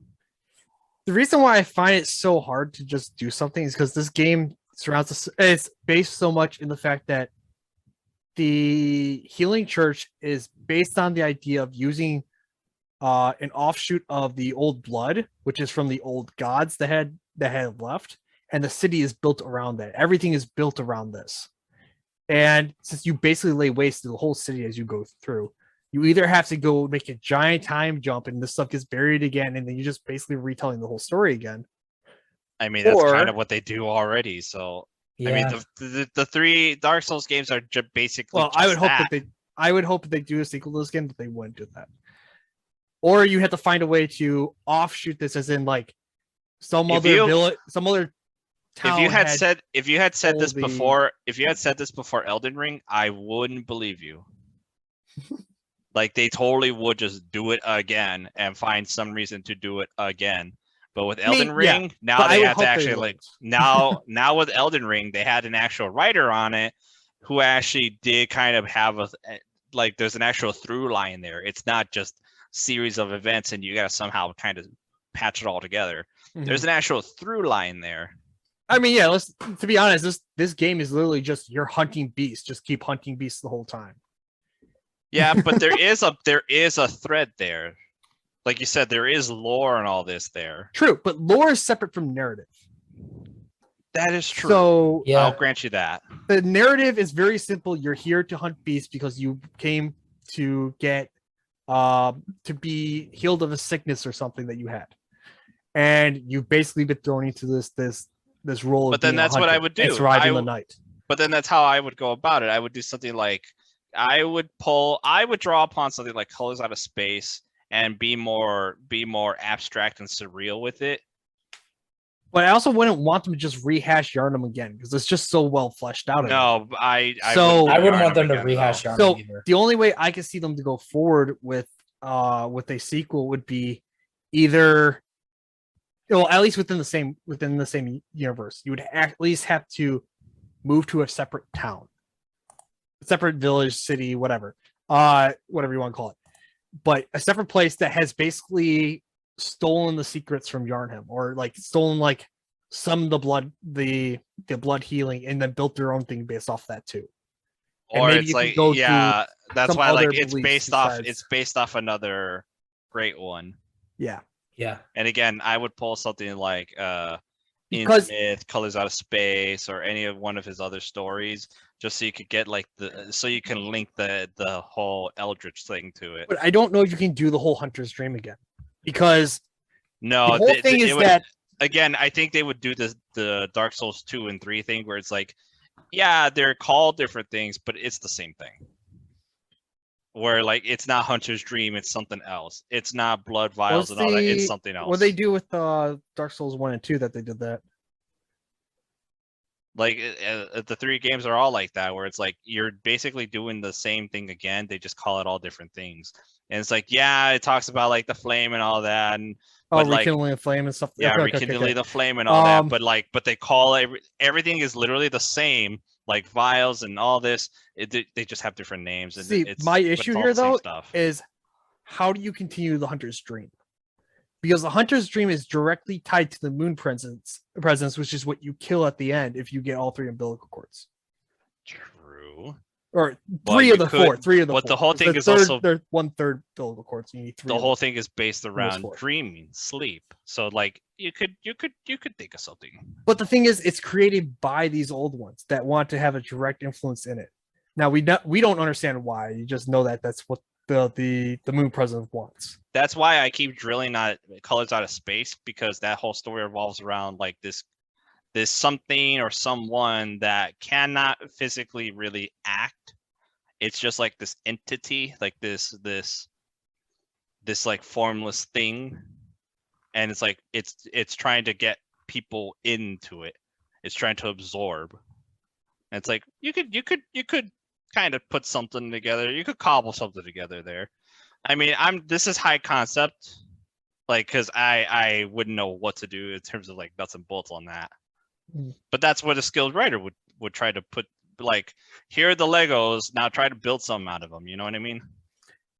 I kind of guess. I mean, the thing is that this is all Eldritch stuff, so you're not supposed to understand why any of this is being done, which is definitely how they end the game. They don't really give you a full reason why the moon presence has been doing this. So it's just like, I'm just worried that if they do this again, it'll feel too much like they just it was a lazy clone, I guess. Because they just that would be the problem. That would be the trap. The thing is, how do you do it well? It's not how do you do it, it's how do you do it well. Yeah. And I wonder that's why they haven't done a sequel. It's because they haven't found the right way to do it. That could be why, honestly. Honestly, I think if anything is really stopping them from just doing more Bloodborne, it's that like, okay, we kind of got into a corner here. If we have to continue this anyway, how do we get out of that? They have almost completely like explored everything within that universe so far. The only thing was that, like you said, where it would have to be something completely outside of that. You'd have to go circle. through new mythos and stuff like that. You could still probably use the old ones because technically that's the only thing that still exists. But they could do that. They already have a precedent. Again, with Dark Souls 1, 2, and 3, there is like an overarching story and an overarching universe and all that kind of all ties it all together, but they're all basically the same plot, just happening somewhere else. It's like I thought 3 takes place in the same place as 1, just at a different time. That's what I mean. Where it's like where they would just do that, where it's like it's the same plot again happening to this person, character, whatever. It's basically the same thing. It's just over I here think that instead of would here. probably be the best bet, is to pull that as a time gap. And I just would think take so place too. in Yarnum again and just after a collapse. Yeah, like before or after the collapse. I would say it's after a collapse and a new civilization has moved in but doesn't understand what's going on. I could see like a prequel kind of thing. But then that opens up all sorts of questions. I don't think they would do a prequel because we already got the first hunters and everything. And That is true. I mean, you could go back to the very beginning when they first had the old ones, but I feel like you'd have to explain too much at that point. I mean, we could brainstorm this all day. I mean, we're not exactly True. professionals. And we're probably getting off track with this. That's why, like, we have long since gone off the rail Yeah. there, because we're just speculating at this point. I mean, the speculation is fun. I definitely had a question to it, is. but the conversation flowed there organically. But again, I just find there's too much. It's too hard of a question how to do it well. So I will fair. leave it up to them, and once they decide to release something, I'm Leave it going up to to have faith. Leave I'm it gonna up have to faith actual that they writers. did the right thing. They did it right. Leave it up to actual writers, because I mean, they got fucking George R.R. Martin for Elden Ring, so Because- they pulled an actual writer for it. Because even with all the technical issues this game has, I still consider this game a masterpiece. For sure. I mean, if there's anything that really is considered a flaw, it is that. It is just the fact that it's unoptimized. Again, if they were to re-release it on PC with or even with if they better just frame redid rates- it, even if they just redid it for like 5, if it has to stay in the Sure. Sony family and they just bring it into 5, I bet it would sell gangbusters. Oh fuck yeah! Oh, for And- sure. It would fly off the shelves, especially if they actually implement some fixes, because they have the technology If they give it a revamp just like Demon Souls, I'm pretty sure everyone would absolutely love it. I don't think they would do that although maybe that game is popular enough. What's the last time you've actually looked at that game? Like the actual screen of it as it's running in front of you. Oh, not since it first released. There is a haze to the game. So I would love to see what it looks like crisp. This is true. Like perfect anti-aliasing and everything. So it's not like, now that you bring that up, since they did do the redo for Dark Souls, they could do it with the same engine. You mean Demon Souls? Demon Souls, yeah. Demon Souls, that's- sorry. that's They what- did it with but Demon Souls. The They Demon could Souls do it- remake was not from FromSoft. That was someone else that had that It was Blue Point Studios. But So this sets a precedent. So like that's what I'm saying. wow, If they were to release it like that, that would be amazing. that would so be I cool. would But be even if they so in. I'd be so even if down. they just like upscale everything, like you said, kind of wash away the haze and Yeah, implement better some fixes. anti-aliasing and whatnot. Yeah, Sometimes it works if you for could the get it in atmosphere, 4K, but- if you could just get it in 4K, that I think would be enough. But if you can somehow weave that magic to get it 60 frames, my God, Dude, It would be so that'd nuts. be amazing. again, even if it has to stay in Sony, people would get it just for that, just like they did with the 4. So I want to jump back to another topic a little while ago. Yeah, what's up? So considering the ideas, like what builds do we usually go to? What weapons do you guys like the most? Oh man, I knew we were gonna What get is your to that favorite- at some point. We have to get to that. This game has while every other Soulsborne games, except for Sekiro, I'm not sure about Sekiro. I think there's only one weapon in Sekiro. but I There's could be one wrong. weapon in Sekiro, but there's like a bunch of different tools that you can integrate into your fake arm. Okay, cool. I have not played Sekiro, so I do not know. Highly recommend it. It's on my list to eventually get to, but I don't own it yet, so it's gonna be a little bit. But so especially the Dark Souls and Demon Souls game, you can collect so many weapons, and you can level them up. Actually, that's a question real quick before I keep going with that. How how hard is it, or how rare is it to get a max level weapon in Dark Souls or Demon Souls? Like a plus 10 Get a or whatever, max plus 20 or weapon. whatever it turns into. I mean, because Because you can upgrade them. in Bloodborne's case specifically, like, because I remember That's you why I'm need saying to other ones. other ones, Other ones. okay, outside In of the that. other So games, Yes. I only ever did it with the starting weapon because I just got so used to it. I Even can though only really know, speak to Sekiro and Elden Ring for this one, but go ahead. even though for me it's like I know I could be doing better, even with the same kind of weapon that use the same animation and everything. It's that, but I have this one. I'm not one of those where it's like as soon as I pick up newer model, I swap. That's Even though it's like that's why I stuck with the stupid. I don't. Yeah, I don't understand why. That's why I They stuck with have Saw Cleaver. I was so- just like, Yeah, that's I why I got don't it. understand. That's why I don't understand. Like, why does Dark Souls and I want to say it extends to Demon Souls, but I have not played that one either. I'm just assuming because they seem so much alike. Fair. But at least for Dark Souls, they have so many versions of the same weapon, and you can max them all. But I don't know how hard it is, like how much materials, how rare those materials are to actually max those weapons. I never went through the trouble because once I found out they all use these same animations and stuff, I was like, I got my one. I got my one. That's it. I know there was scaling and stuff, but I didn't care enough to try to even learn what the fuck it was, much less actually optimize. Well, what I'm trying to get into is the idea of like that's sunk cost fallacy right there. But like, damn straight. how hard is it to upgrade to another weapon? Like, say you find like a much better version of your weapon, or if you want to try something else, like once you already have a max level weapon, is it super hard to like? Is it very rare to find like the materials needed to max out another weapon? So in Materials Elden Ring, could not be. at all. Like Elden Ring, yeah, you're gonna find like materials you needed to upgrade your weapons sparingly. However, do certain dungeons and then you gain items that you can give to a certain merchant in the game where you can buy like the stuff needed to upgrade the weapons unlimitedly.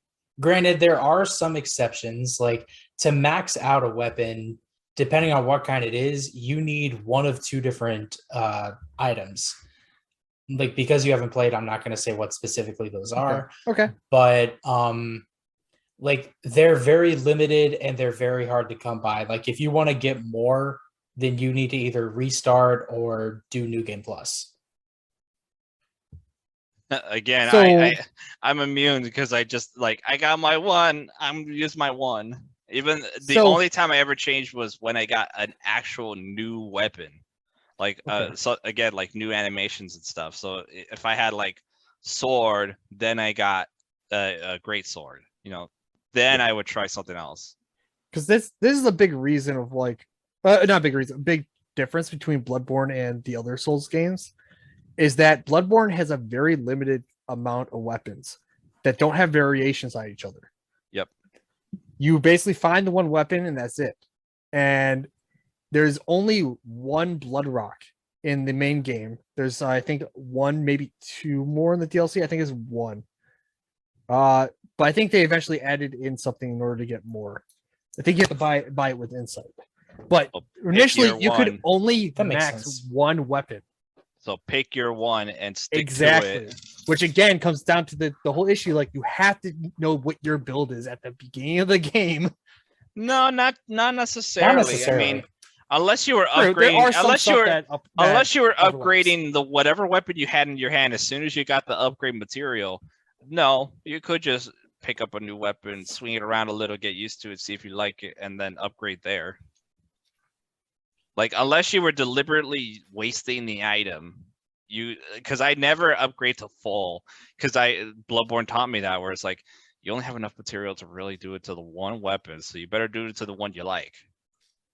True, but that also like that comes back to that issue again of like But as you're playing the game, but you're going to keep finding new weapons. But you the don't- you thing can't- is, that's counterbalanced by the fact that you don't need to upgrade to full to be able to beat the game. Not at all. I would say towards the end of the game, you kind of want everything like as high up as you can, I mean, especially if it's your first playthrough. So you're more incentivized to use up that item and not. I didn't. I completely beat it without thinking about it. Wow. Okay. Dang, we got a badass over here. No, bragging here, John. This would no. This I could make the joke where it's like, yeah, I'm not good. No, I just I was one of those just lucky idiots. Yeah. Completely where fair. like, or I just knew the pattern enough. Like I entered that savant headspace and I just got through it. Or the patterns were just on my side that time. I don't know, but I beat the game at least. It was only when I hit the DLC and then I actually found that, like, I had the Solid Cleaver so long, I'm gonna just stick with that, max it out, and then I actually was like, yeah, true. Like I went this far with it, I'm gonna just max this out and go. Okay, so that does come to my. I did also read somewhere, because Saw Cleaver is probably one of my favorite weapons too, alongside Stake Driver and Beast Cutter. But I did read somewhere that outside of maybe the Blades of Mercy, Saw Cleaver might be the fastest weapon in the game. So that no, because you have the Blades of Mercy. Yeah. I can already say just based on that they're faster. They don't do the Blades of Mercy are faster, but if you choose not to build for them or choose not to use them, then Saw Cleaver is your go-to for speed. Okay. At least that's what I remember put it reading. Was that it was the fastest. So that's why No. Blades of Mercy are definitely faster. Yeah. But if you choose not to use them, then Saw Cleaver is your go-to. At least I think. Well, then that applies to basically everything. Then, if you choose not to use a weapon, then something else is always going to be better for that spot. For sure. I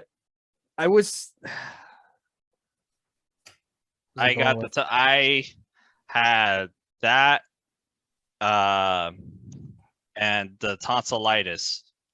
Tonitrus. Yeah. That's a fun weapon. I always say it as Tonturus, even though I know there's an I in there. I gotta say, so first off, I feel like it's too easy to like get stuck in one weapon in this game. So yeah, but let's move on from that at least and say that at least the good thing about this game is that every weapon is viable. Every weapon but the shield. Because it makes a point to tell you don't use it. I think there's also like another 1 or 2 shields in the DLC. Yeah, and it's even a bigger point, like, don't use this. You've already conditioned yourself not to. The thing, literally the description is it breeds passivity. It's literally making fun of you because you immediately went for the shield. Mm-hmm. I think on the earliest shield, I think it also says like, yeah, this thing is useless. It basically says that it won't do much. It won't. Yeah, it basically tells you it won't help. Yeah, like you see a shield user in Bloodborne, all of a sudden you want to kick down the door and yell out, "It smells like bitch in here." Okay, so there's 2 total shields. There's the wooden shield, and then there's the lock shield. So the wooden shield, the description says a crude wooden shield used by the masses who are arisen to join the hunt. Hunters do not normally employ shields, ineffectual against the strength of the beast as they tend to be. Shields are nice, but not if they engender passivity. So they're literally making fun of the fact that people use shields all the time. Now, what if there was a trick weapon that transformed into a shield? What then? So let's go back to the lock shield. That would be cool though. But then we're getting into like Monster Hunter at that point. I think it also... I still want a weapon like that in Monster Hunter, but that's beside the point. Saw Cleaver when? Really? Yeah, that's real shit. So greatly reduces all forms. So the lock shield is used to defend against things that are non-physical damage. So I assume it was included like as a. Well, I would say it's for like the hunter tools, the ones that like cause like the star shower thing that comes after. Oh. Or the weird tentacle thing. So that it's like super. Either I that actually or- never really used the hunter. Either boost. that That's or like probably the why gray I Yeah. or don't- white-faced cathedral ward guys that like cast magic at you So or at it's- least spray a yes. flamethrower. So it's usable, but just super specific. So basically useless at that point. So that is the only reason why that one is useful, and probably the only reason why that exists. But it's pretty much the same thing. You're still giving up your parry mechanic for that. Yeah. Nah, son, I got whirly gig, and I just watch it go. It also doesn't I wanna prevent get that harmful weapon. status It looks effects, like so so it much doesn't do fun. anything against frenzy either. Hmm. Oh well, then. Never mind. Passive and useless. It's got a use, but is a very, very, very niche use. Yeah. So as to not be at all viable. If anything is used, is probably going to be used for duels between hunters. Not hunters. Between players. I I can mean, see they still that. are hunters, but used between players. But you're still giving up your parry mechanic for that. And if you are good enough to catch someone in the middle of the animation, you're going to get that. If you're that good, It's not then called a fucking- backstack. It's what is it called? What's that the critical hit thing where you get them to when you parry Stagger? them. Yeah, when you stagger them and then you go in, you hit the R1 and you go like punch right into the gut and just like Oh, what's it? I feel like fucking it's Oh. called vicious attack. it's not vicious. Visceral. Visceral. Thank you. Visceral, that's it. We were almost there. But yeah, it's that's I mean, if you're give seeing up that, any, it's if not you're worth seeing a it. guy run around with a shield, either he is that stupid or he's that good. honestly, I would be afraid. That's why, like, and do you really want to flip that coin? No, I don't. But Because I could see something like that in a like Return of Yarm thing, where like people are just running around with shields trying to psych you out. Ugh. Why must you hurt me in this way? I could see that. I could see one year where it's just like, hey, let's just do this time. So my favorite weapon is the hunter axe. It's still one of the first weapons, but like that thing just handles so well and it has so much range and the AoE built in. It's so good. I kind of still have some of that with the burial blade that I've been using now, and I've gotten very comfortable with the burial blade. But the burial blade has the downside of not being able to use fire paper or the electric stuff too. So basically, you can't add on status effects to your weapons for the burial blade. But the hunter axe still at least keeps that. I can And see that. Fair enough. I really like that weapon. It's really good. However, there are a few that I really want to try out at some point. And this is again, I don't have the build ready for this, and I don't know how hard it would be to do a build for it. But I want to try to do a full beast build with the beast claw, because you Oh, that actually could be have like fun. you partially turn into a beast. There's not a full beast transformation, but you turn into like there's actually a hunter that has the beast claw that has this whole setup. But it's in the DLC. But like you actually turn both your arms like turn into a beast and whatnot, and you run around, you jump up and you dive at people and stuff. It looks like a lot of fun. And I think And it's I'm sure there's videos or something out there. Or some guy just fucking. Oh, yeah, stomping the game while doing I that. could send you that or something. But I think it is a blood tinge build. So I don't know how hard it is to actually get to that point, because you don't get that. I want to say you don't get that till very late. Ah, son, I got the whirly gig. I'm good. The whirly gig is good, but you have to also get that from the DLC, Yeah. unfortunately. I mean, I know Yeah. that's just kind of. I know it's just kind of funny because it's literally just a fucking whirly gig.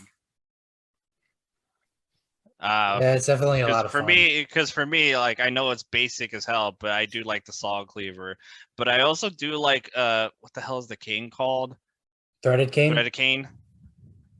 I like that Thread because of the cane. fact that like it becomes like a whip, and it's so cool, and it's got range, and it doesn't do shit for damage, and is basically useless outside of Yarnum. Yeah, It's like, that but it's like it has like that sword cane thing in my brain where it's like, like weapon that it doesn't look like weapon. We all know that you just want to walk around like a pimp. Okay. I can't deny it. I like the idea of a sword cane. I mean, I don't know what it is about. I don't know what it is about sword canes that just gets that little boy in me like, oh, that's so cool. I want one. I definitely used the threaded cane on one of my runs before. I don't remember how far I got there, but I started with the thread cane. It was and I was like, oh, that's cool, and it has like a whip and it's got some range. That's kind of neat. So the range was cool and everything. Yeah, but I've always been the person just like I got brute force through things. Like I can think through it and whatnot, but like I like brute force into stuff. That's why I like the beast cutter. The thread cane just did not do enough for me. I have not tried the. I mean, if you want range, if you beast want cutter is like. Let me see. I have the thing open. So beast cutter looks interesting, but I would pass it up for the beast hunter scythe. Yeah, it definitely has range. Like that's not like maybe less so than the threaded cane does, but what threaded cane lacks in power, beast cutter makes up for that. But if I wanted to like pick at some kind of range, I just pick up the saw spear. Yeah, I feel like, which is basically just another version of the cleaver, just with some different attacks. Yeah, like it's like one-handed animations are the same, but the trick weapon is it thrusts instead of cuts. Yeah, plus it actually has like more control over like horizontal and vertical, so you can actually get some more precise is a big thing too. That's right. Yeah, it's the move set. Let's see. Yeah, if I was going to go with if I wanted to do something like the saw cleaver, I would actually stick with the. Well, I mean, I'm doing the freaking barrier blade right now, but the scythe is probably the next one I would try in that family of style of tools because it looks like the saw cutter or the saw cleaver, but it's like a scythe. It's the scythe blade on there instead, so it transforms out into more of a curved sword instead of a scythe. And I think it gets rid of the serrated tag to it, so it won't do as much to certain enemies, but because of it, I think it might have honestly it probably would have more of the rally mechanic. It gets back from the more from the rally mechanic if it works anything like the barrel blade. Because that is one thing that I've grown very accustomed to the barrel blade is that when you hit things, you get back a lot more health. Fair enough. Yeah. Oh man, could go on all day about this. We really could. So many. As it stands, we've already been here for 2 hours. Oh, yeah, that's why I'm like, man, we've been at this, and okay. I feel like we barely touched on things. All right, let me give at least like an honorable mention, just because of how fucking hilarious it is. The cannon. Oh yeah, the cannon is fucking great. I would have gone with the wheel. There's a second cannon in the DLC. It's the church cannon. Oh, that's right. I remember seeing that. Actually, and then there's another hilarious weapon, and again, it counts as a firearm slot, so it's not the best weapon, but I found basically their version of I want to say bloody knuckles. It's not the right thing. It's the brass knuckles. Basically that. It's just a giant it's just like a giant stone with the holes for your hand to go through. It's called the Fist of Gracia. Oh yeah. Oh shit. It's just basically you have bloody knuckles, you can punch them. Sounds like fun. Like it's like when you punch the werewolf in the beginning. Yeah. You got that taste. But instead you just hitting them with a freaking rock. I remember I went out of my way, even when I got the weapon, to punch that motherfucker to death. Mm-hmm. It was on principle at that point. True. I definitely made sure I did that at some point too. Every time I play, I do it. I go out of my way to punch It's more that of like motherfucker. It's more of like a test of like, is my skill still up to par? Yeah, because Yeah. you could like, aside from the fact that your damage sucks and the animations are a little wonky, all the stuff still holds true. Like, do you know how to dodge? Can you actually read the room? Like, Not to mention, he's already at half health at that point. yeah. Mhm. But like you're still swinging at him for a solid 5 minutes before he before he goes down. And if you take like 3 hits, you're fucking dead. That's why like hits. And you're still following the same rules where like you get hit too many times, you're just done. Yeah. Especially at the very beginning when you can't heal. True. Yeah, exactly. Because when I say the very beginning, I mean the very beginning. Like, don't even get the weapon, don't even get the vials. I beat him at that point. I don't die and then come back and no, I beat him first time. Now, the ultimate test and skill is gained from the start to gas coin without dying or visiting a hunter's dream. I haven't gone that far, but I have gone, I think it was about halfway. Then I got mobbed and I was like, no, there's no way. It's just so hard. Yeah, because at some point the mob is gonna catch you. Like, I remember running around with like 7,000 blood echoes at one point. In that early area, and I had not found a single insight yet, so I couldn't have cashed it in. For me, it was just a point where, like, since I don't remember the layout every time, I get caught on some part of the geometry, and then I get mobbed. I'm always surprised when I find out that someone's actually had their first run through of Bloodborne, and they actually find the Madman's knowledge, and they use that to get their first insight. Yeah, I remember I did that. I feel like that's such a rare thing for someone to like stumble upon that instead of stumbling upon the cleric beast first. For me, it was just the fact that I sniffed through everything, so I just stumbled on. Well, normally it's because you go down the whole bridge first. The way that the Yharnam's set up is that it feels like you are being led to the bridge and then going across the bridge. Yeah, because that's what the design kind of leads you towards. Yeah. But either through chance or stubbornness, you could just not do it. Mm-hmm. And I think that was how it was for me. I just chanced upon the fact that it's like, oh, I don't have to just go through here. And then I found the knowledge, and it's like, what's this? Oh. One last honorable mention for weapons: the boom hammer. Boom hammer. Oh my god, that thing is so much fun. I want to try that. I really do want to. If I can get access to it, then it's DLC. I know, but I wonder if you can find in my file. I've been in the Hunter's Nightmare, but so like that's how I got the Beast Cutter. But if I can get farther, then I'm definitely going to pick it up and test it out. I definitely want to use it.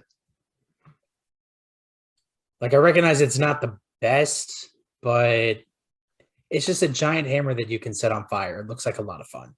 Oh, yeah. And then when you slam it on the ground, it just causes the explosion. Yeah, just boom. My honorable mention is the wheel. The wheel. Yep. The wheel. Spin the wheel. Wheel of morality. Turn, turn, turn. What is a lesson we will learn? Exactly.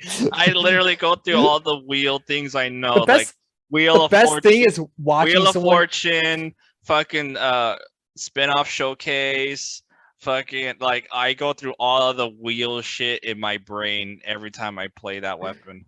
The best thing is though going to the Hunter's Dream and watching people die constantly because they use it. Honorable mention for me is rifle spear. Oh. I have not used that. It's a fun weapon. Basically when you enter it into trick mode, it functions as your gun. Yeah, I don't. It's only viable when you transform it though, because man, that moveset, I can't. Yeah, I can't do the standard moveset either, but the trick version, oh yes. Yeah, like then it's like, okay, now we got something. Yeah, and then the Stake Driver looks really interesting to try out at some point. Stake Driver is one of my go-tos. It's so much fun. Is it? Okay. They always seem like they were gimmicky, I would almost say. Stake Driver doesn't have a lot of range, if any, but once you get it to transform, like there's a certain move that you can do that just completely melts HP off of enemies. Damn. Okay. All right.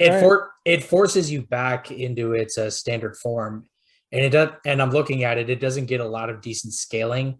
Like even at +10, it only gets like C scaling for strength, dexterity, and arcane.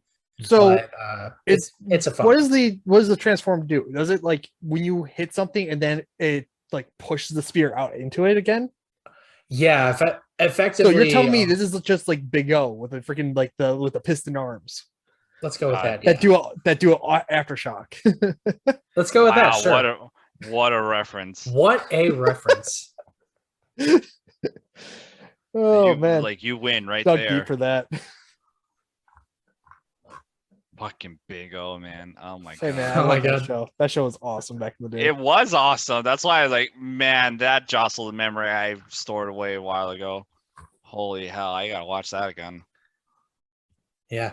And I dare say that's about all the time we have. But before we go, do you guys have anything you'd like to shout out before we finish up? We didn't even get to talk about Gurman and his weird tendencies. I feel like we could go on another few hours, but man. Oh yeah. Let's leave that for an NSFW episode. hey, just a warning for everybody. Walk around the Hunter's Dream inside the house. Try to read some of the names of those books. Sure, there's something about the maidens that he's been looking up at. Yeah. He's been looking up, sorry. Yeah. That's all from me. The lustful Argonian maid. Don't know about that. Yeah. On that lovely note. Well, I hope you guys have enjoyed our blabbering for 2 hours. Yeah, I know. Yeah, it's been a while. But yeah, like I'm just gonna end it off with shout outs to the community for doing the Return to Yarnum event every year for the past 5 years. Shout out to Lilith.exe and their team for doing the Bloodborne PSX demake, as well as Bloodborne cart. Our memes have finally become real. And yes, and just shout outs to From Software for making the game and probably making it one of the most compelling experiences so far. And I mean, not to say that the other games aren't nearly as compelling, but this episode is like 2.5 hours long. Like, and we can keep going. Like, that's how excellent this game is. This game too, like, wasn't lauded as like the only reason to get a PS4 for like its first 4 to 5 years of life. Like, damn. There's a reason that was the meme. There's a reason for it. There's a reason for everything. Also, to build off that shout out for the PS demake. Yeah. Also, shout out to the guy that was looking into the cut content and restored that. Oh yeah, that guy too. I don't know exactly which person it is because there is a couple different people on YouTube, but I know there's one particular that really kicked it into high gear. We can't actually, do it honestly, for shout out to all those people digging into the cut content. Shout out to pretty much everyone who's like done content on Bloodborne, us included, because like we're really the ones that keep the scene alive. Yeah, right. Like wait until the second one is announced. God, if only. If only. Just you wait. But yeah, this is a fun episode, guys. Oh, this was so good. Yeah, like thanks for coming out to do the show. And Anthony, this is your 4th episode. Anytime. I love doing this. Yeah, and realistically, like, because I say with every episode, well, these days I do, that every 3 episodes you do, you get to pick a topic and it becomes an episode. You still have yet to give me yours. I mean, not to pull back the curtain, so to speak. I don't mean to put you on the spot either. No, it's like I said, not to like No, pull totally back, spotlights on you right now. not to pull Answer back, 5, 4, 3, 2, not to 1. pull back the curtain or anything on it, but like I just want to pick something that will like this, where like we could really get some mileage out of. I don't want to just pick something that I like and then I'm talking for 2 hours. That's Yeah. boring. Yeah, like you just want to be able to find something you're truly passionate about. I want to find something that we can all be passionate about because that makes for the best kind of talk. Agreed. Like Agreed. this, Agreed. like this. I mean, we've been going for like 2 hours and we're not even close to scratching the surface. I mean, we've covered a lot. We did Well, I would cover a say lot, but we have definitely scratched the there's surface, but there's so much more that you can go into. yeah, like there's For so much depth to this where we could Like, go on and on. We didn't I talk want a to lot find about the something like Bergenworth that. stuff. I only briefly mentioned the Yarnum Ghoul stuff. Just every area has different things going on. We haven't talked about all the different side quests and stuff that you can go into. We only mentioned the one that was Gascoigne's family. Yeah. Oh, yeah. There's so many different things. I think I could think of something though. If you're really gonna drill at me about it, I think I could think of something again where it's like, oh yeah, we can get some real talk and we can get some real talking out of it.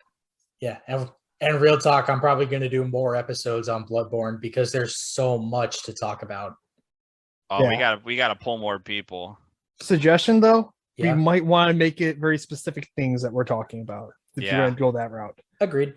Like one to make about like the different quests, or one of them about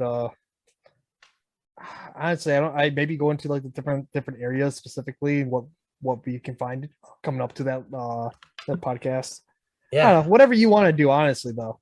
I have sure some we'll think research to do and more of this game to play. Yep. I'm sure we'll think of seven something. playthroughs in, and I've still never finished it. We didn't even Dude. touch on that. Oh yeah, like I do. He mentioned I do it. He owe mentioned you an it. I do owe you an explanation. So Oh, we're saving that for next time. Yeah, we'll just save it for next time. Yeah, we'll 'Cause, save like- it for next time then. We didn't even touch on like what the hell does that like what? Oh, Yeah. Well, Well- CJ, thank you for having me. Yeah, absolutely. Thank Yeah, you guys right. once again for coming on. Yeah, it's fun to nerd out about something. So I'm always Absolutely. down for these. mhm. Happy to hear it. And that's our show. Thank you everyone so much for listening to this 2.5 hours of insane rambling, which pretty much is just the theme of Bloodborne as a whole. Please stay tuned for the next episode. Thank you everyone so much for listening. Take care now. See you. Yeah. I mean, yeah, that's how it goes.